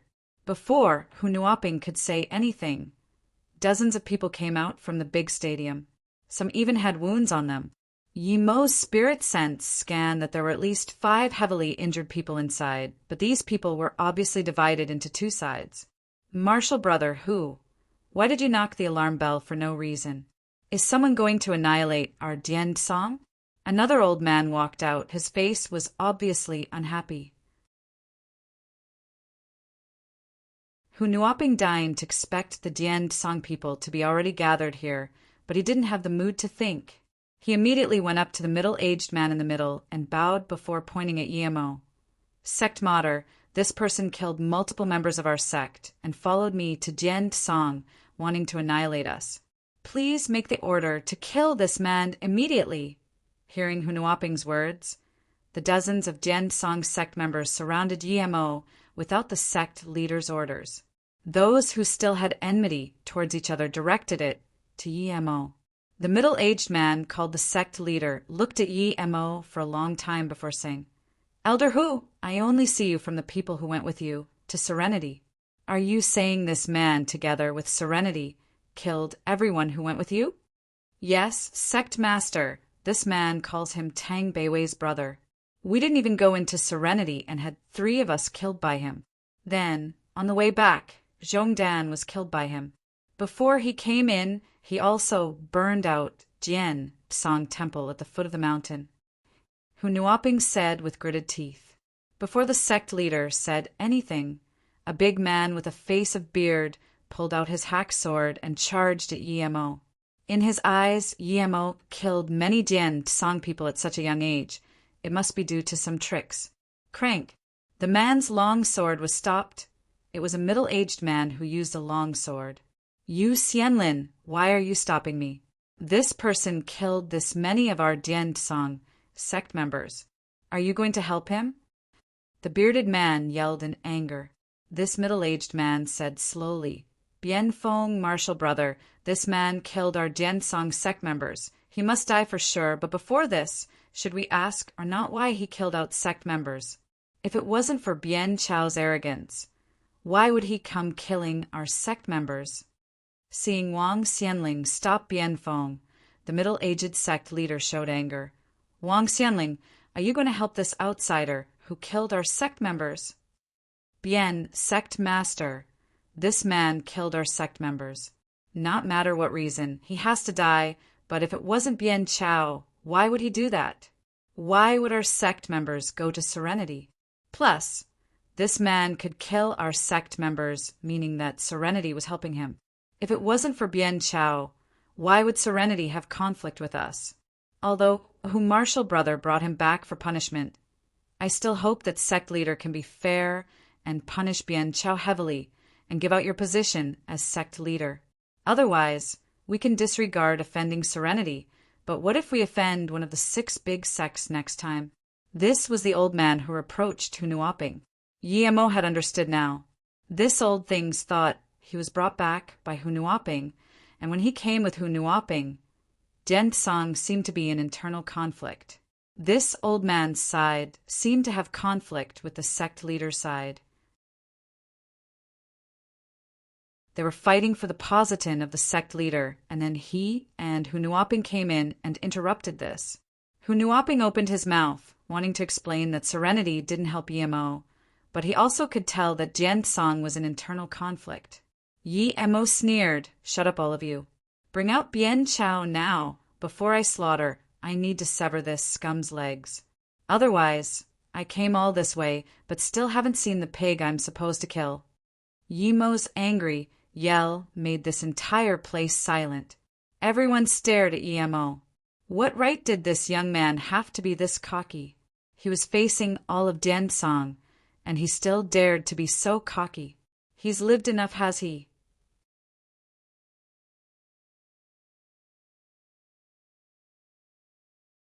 You're asking to die. A young man less than 30 suddenly charged over. The long sword in his hand was going to hack Yemo. However, he was stopped by Hu Nuoping when he attacked. Other people didn't know how strong Yemo was, but Hu Nuoping knew all too well. You're asking to die. A young man less than 30 suddenly charged over. The long sword in his hand was going to hack Yemo.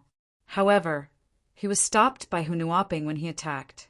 Other people didn't know how strong Yemo was, but Hu Nuoping knew all too well. Yemo looked at this angry youth and suddenly took out the exact same looking sword and said, These 2 swords are actually the same. So it seems you are that Bian Chao. But you're so much weaker than your brother Bian Pa. You're still at black level. You killed my brother? Bian Chao saw the long sword in Yemo's hands, and his eyes were bursting with fury. Hu Nuoping, let me go. I'm going to kill this bastard personally. You killed my son, Bian Pa? At this moment, the middle-aged man's eyes turned cold like a frosty beam wanting to penetrate Yemo immediately. But in the depth of his heart, he felt threatened. This man was so young, but could see through Bian Chao's power. He definitely wasn't simple. Yemo played with the long sword in his hand. Not bad. At Shannongjia, Bian Pa wanted to kill me, but was killed by me. A few days ago, I went to see my sister, but I heard you Dian Tsang had another animal called Bian Chao wanting to hit on my sister. Therefore, I had to come over and kill this animal as well. Before Hu Nuoping could talk, 2 black-level men and 1 earth-level already charged towards Yimo, who Nuoping wanted to stop them, but it was already too late. Yimo's long sword turned into a blade beam, swooping the 3 who charged at him. A mere earth-level primary stage and 2 black-level middle stage had no threat to Yimo. Almost at the same time the blade ray-flashed. 3 extra bodies appeared on the ground, and not far away, Yimo carried the sword with an indifferent face. In the time of a few seconds, Yimo already killed 3, showing his power to everyone at the scene. Silence! The square fell into silence. Jian Song disciples, kill him immediately. The sect leader was the first to react and yelled. He saw Yimo's eyes sweep towards him and actually felt a little cold. He no longer knew if it was fear or terror in his heart. In that instant, more than 30 Jian Song disciples charged up, and dozens of weapons smashed towards Yimo Bien's sect leader, looked at the old man beside him who didn't move and the 20 or so people behind him who also didn't move, and said coldly, "Elder Lu, the enemy is in front of us. Why aren't you moving?" The old man sneered. "Bien Shihai, you don't deserve to be sect leader. You couldn't educate your son and cause such trouble for Jian Song, and you still want me to help you? You not only let your son go rob women in the mortal world, but also in serenity. Now, someone has attacked us. Your son made this mess, and why should we wipe his ass?" Bien Shihai laughed. "Lu Russian, stop being disgusting. You are noble enough yourself, who killed more than 50 people in Beijing 2 decades ago, who hunted someone for over 30,000 kilometers for a spirit-washing flower. Now you want my position? Stop dreaming. Even if your people don't attack, you think I can't kill a mere kid? Really? Then have a look." Lu Russian said coldly. When his men surrounded Yi Mo, Bien Shihai no longer looked at Yi Mo anymore.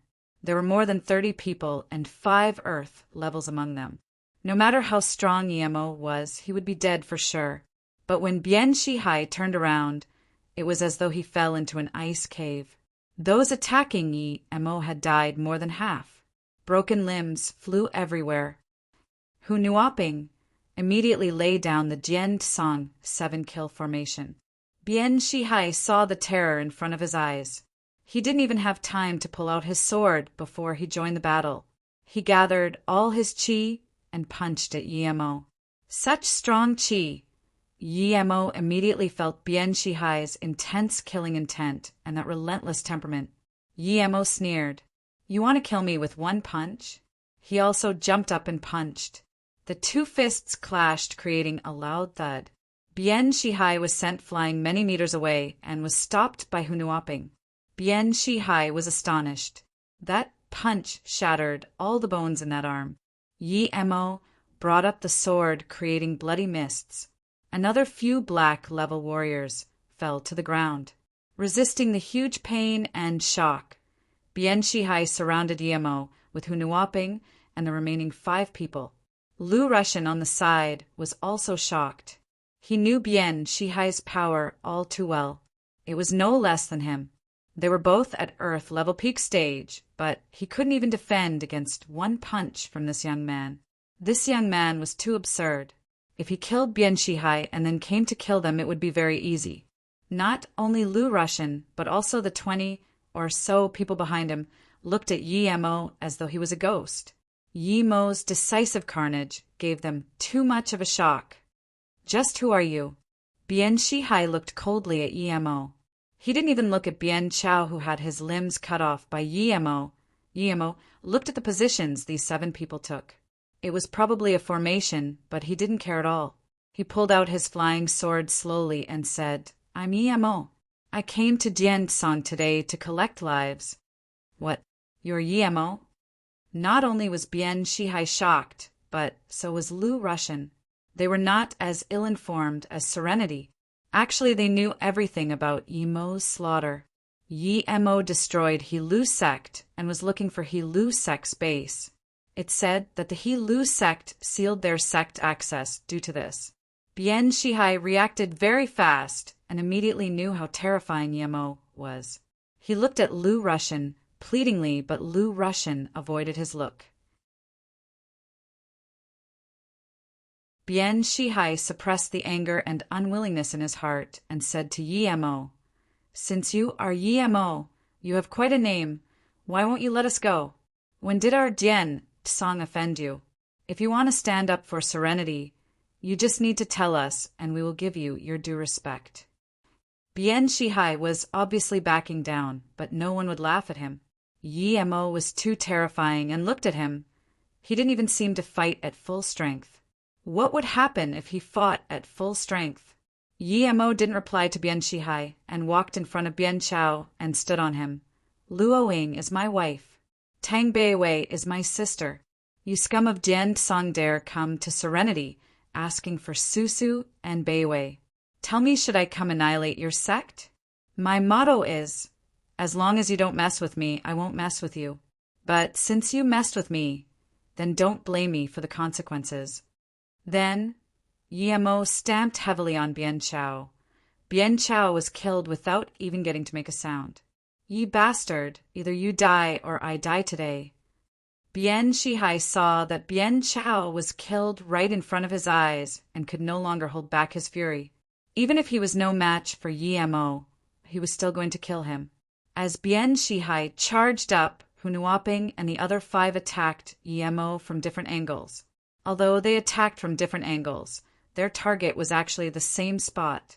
6 Earth levels and 1 Black level peak stage warrior fought at full strength. Yi Mo actually found that he had nowhere to go. No matter which direction he dodged, he would face full-powered attacks from the other 6. Other than clashing head-on, Yi Mo had nowhere to hide. Even if he were to fly, he had to dodge this round of attack first. Yi Mo roared and gathered his spirit chi, then punched. Rumble. The 7 were sent flying by Yi Mo, but they soon gathered together. Obviously, their injuries weren't serious, but Yi Mo spat out blood and was also knocked back. He couldn't help to be shocked. The formation these 7 made was too strong. The Black level dragged down the force of the formation. If it wasn't for that one dragging the others down, that attack would have made things quite hard for him. Yi Mo knew he was injured, but he couldn't dodge. The only way was to fly up, and so he did. The place where they fought already had a few meter deep ditch. Even the cobblestone on the square was pulverized. The 7 both rejoiced after seeing Yi Mo was forced up. It was because this formation had a death trap. As long as a person was forced into the air, no matter what master he was, even Great Heaven Master, this person would be half dead.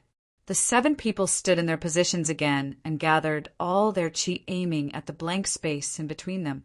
The moment Yi Mo jumped up, he knew he had underestimated everyone in the world. China was big, and there were all sorts of capable people. If he couldn't fly on his sword, today would be the day he died. Yi Mo's keen eyes had perceived what their trump card was. The first punch was the setup, and the second punch was the killing blow. If this formation was used by 7 Earth level peak stages, then even with his current power, he couldn't jump up and could only wait to be killed by the second punch. Pity, there was a Black level among them. What was more unfortunate was that Yi Mo could fly, so he wouldn't fall down. Lu Russian also looked strangely at the 8 people fighting. He wanted them to kill each other or Yi Mo kill Bian Shihai. But now it seemed that Yi Mo was dead for sure. But that was good as well. After all, Yi Mo killed most of Bian Shihai's people. The remaining few were not a threat.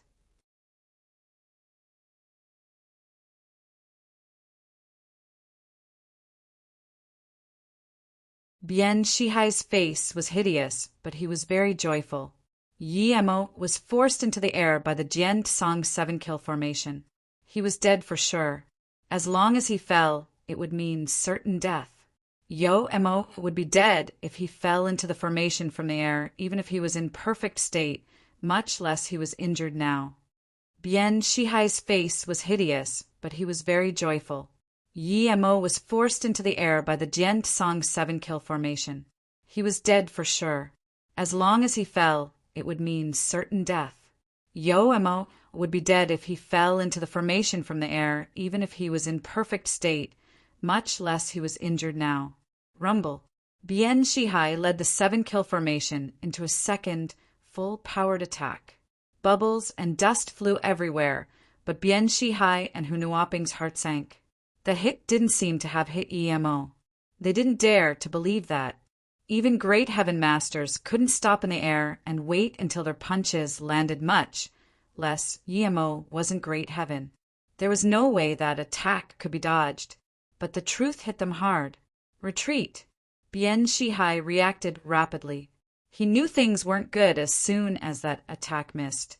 Although he didn't know how Emo stayed in the air, but as long as he did, then they would be the ones to die. The force of their attack was already done, and as long as Emo attacked, even the simplest attack would damage them heavily. Although Bien Shihai was the first to react, he still seemed a little slow. A door-sized huge sword swooped down with cold wind and spun the 7 together. No. Bien Shihai could no longer control the terror in his heart and tried to retreat by using all the chi in his body. Slice. A huge sword sliced, and the huge square of Diensong sect had a more than 10-meter deep ravine slashed out by this sword. Other than Bien Shihai, who barely managed to escape, the remaining 6 all died. With blood spewing out of his mouth, Bien Shihai stood there like a doll looking numbly at the place he had stood before. It had turned into a deep ravine. He couldn't even say a single word now. Mo's power and menace exceeded his comprehension. Was this even human? Their Diensong actually offended someone this terrifying and led him to their sect. If Diensong was annihilated due to this, then he, Bien Shihai, would be the sinner of Diensong. Although he had conflicts with Lu Russian over power, this was all internal conflict. But now, Emo had the power to kill all of Diensong. He started to regret. He shouldn't have indulged his Su. If not for Bien Chao, Emo wouldn't attack Diensong. But now he couldn't even save the sect, much less get revenge. If he knew this earlier, he might as well have given the sect leader position to Lu Russian. If he knew Bien Chao would cause such big trouble, he would have killed him earlier. But now it was all too late. Lu Russian also looked at the deep ravine dumbly. He couldn't understand this at all. He clearly saw a huge door-sized sword slice down, but immediately the sword was gone. Was he dreaming? Lu Russian looked at the disciples with their mouths wide open behind him. He knew what he saw is real. Emo indeed hacked down with a huge door-sized sword, but then the sword turned into nothing and disappeared quickly. At this moment, he was no longer thinking about Bien Shihai's wrongs. He only had annoyance and hate. This Bien Chao actually brought such a calamity to Diensong. Before, he had talked about Emo being a big trouble only for bashing Bien Shihai. But now he really knew that this was a big trouble. Things had gone out of their control. He was sure that it would be their turn after Bien Shihai was killed. Emo took away the flying sword and walked slowly to Bien Shihai. He must kill this person. Me? Tuo patron Yi. Since you have already killed the main culprit, why don't you just stop killing now? It would be the best. An old yet powerful voice sounded. Almost at the same time, a monk whose face was obscure suddenly appeared on the square. Emo was shocked. He already kept his spirit sense on alert, but he still didn't notice when this monk came. There was such a powerful monk in this world. Although he used up a lot of spirit chi, only less than half remaining, he was still shocked. Wu Dao Qian Bei, please save us, Diensong. Hearing this voice, not only did Bien Shihai, but even Lu Russian kneel and beg. He's Wu Dao. Emo looked carefully at this monk, but still couldn't see anything special. But he had heard of this monk. Zhang Zhihui told him before that there were no great heaven masters in this world other than Wu Dao. But it said that Wu Dao was only halfway great heaven. But now, Emo was sure that this Wu Dao definitely wasn't halfway great heaven. Not only couldn't he see Wu Dao's face, but he also couldn't see his power level. In that instant, Yi Mo knew that this Wu Dao was definitely stronger than him. Although Wu Dao might not be able to kill him, he wouldn't be able to get much out of fighting Wu Dao. What to do? A monk poking his nose into others' business. Should he fight? No matter what, he needed to fight to know if he was a match for this monk. Thinking about this, Yi Mo didn't waste time talking and jumped up. The long sword in his hand went straightly towards Bian Shihai. He was certain that this old monk would stop him. As expected, just when the long sword reached Bian Shihai, the monk jumped up and after muttering a Buddhist call, he punched twice. No matter how eerie Yi Mo's sword attacking angles were, the attacks were blocked by the monk's fists. Crank, crank. If Yi Mo didn't know that the monk was empty-handed, he would have thought it was their weapons clashing together. After multiple clashes, Yi Mo's long sword was knocked aside, and he also retreated a few steps. Then he looked at Wu Dao and said coldly, "Monk, are you really going to intervene with this?" Ami Tuafo, patron's power is great. The qi in the sword has already materialized. It could be seen that patron has great wisdom. However, patron's killing intent is too dense. It's best if you come with me into the mountains to dispel your aggression. Wu Dao monk said, as though this was how things were meant to be. Yi Mo was furious and sneered, "Monk, you're saying you're going to take me away? Are you the Pacific Police, or what? Let me see how you're going to capture me today." The monk stopped talking and just jumped up grabbing at Yi Mo with his withered hands. Yi Mo condensed a qi fireball on his fist and punched at Wu Dao. Bang bang. After another few clashes, qi fire splattered and Wu Dao retreated many meters looking at Yi Mo with seriousness. He was tricked by Yi Mo. Yi Mo applied a qi fire on his fist, and it made him suffer greatly. But Yi Mo didn't have it very easy either. He stopped himself after almost retreating more than 10 meters. Yi Mo's spirit sense scanned Wu Dao's fist, but found that it was only slightly charred. His qi fire didn't affect Wu Dao's fist at all. "So strong," Yi Mo exclaimed. Even Fair stage for qi gathering cultivators. They wouldn't be completely fine like Wu Dao after being attacked by Yi Mo's qi fireball. Patron's power is strong, but are you really going to annihilate Jian-song? Wu Dao's voice grew deep and even saved his usual "mi tuofo." Lu Russian could also tell that the Wu Dao monk couldn't do anything to Yi Mo and was even more shocked. Wu Dao Qianbei was the publicly recognized strongest in the outer hidden sections. Although he was said to be halfway great heaven, no one knew how strong he really was. If Yi Mo defeated Wu Dao, then what should they do? Thinking about this, Lu Russian felt frigidness again. He saw how decisive in killing Yi Mo was. Lu Russian no longer hesitated and stood up saluting Yi Mo with his fist. "Young master, Bian Chao was indulged by his father and did wrong things. Now, young master, ye have already killed Bian Chao. Please, on account of Wu Dao Qianbei, stop now. I swear that if young master Yi is willing to stop here, our entire sect wouldn't hold any grudges to young master Yi. If we revoke this oath, let the heavens perish us." "Okay, in that case, I'll end this feud with Jian-song on account of Wu Dao Qianbei. But I must kill Bian Shihai." Yi Mo said coldly. He didn't really care if he killed the rest, plus Wu Dao was here. And Wu Dao's power made Yi Mo respect him and even changed his greeting to him. Wu Dao said a "mi tuo fu" again and then said, "Patron Yi, you're too murderous. Since I came, I won't let you kill anymore." "Really?" Yi Mo suddenly flew up and headed outside Jiansong. Just when Wu Dao didn't know what Yi Mo was going to do, a purple ray sliced across the sky like a comet and disappeared with Bian Shihai's head. Far away down the stairs of the mountain, Yi Mo's voice sounded, "Wu Dao Qianbei, on your account, I'll end the feud with Jiansong. But if you dare to come for me again, then don't blame me. As for dispelling my killing intent with you, I'm not interested in that for now." Wu Dao didn't seem to hear Yimo's words, but murmured to himself. It was actually flying sword, the legendary flying sword. Lu Rushan and the others looked in terror at Bian Shihai, who fell dead to the ground and shivered. So this was Yimo's killing blow. He had been strong to this point, but soon he felt lucky for his decision.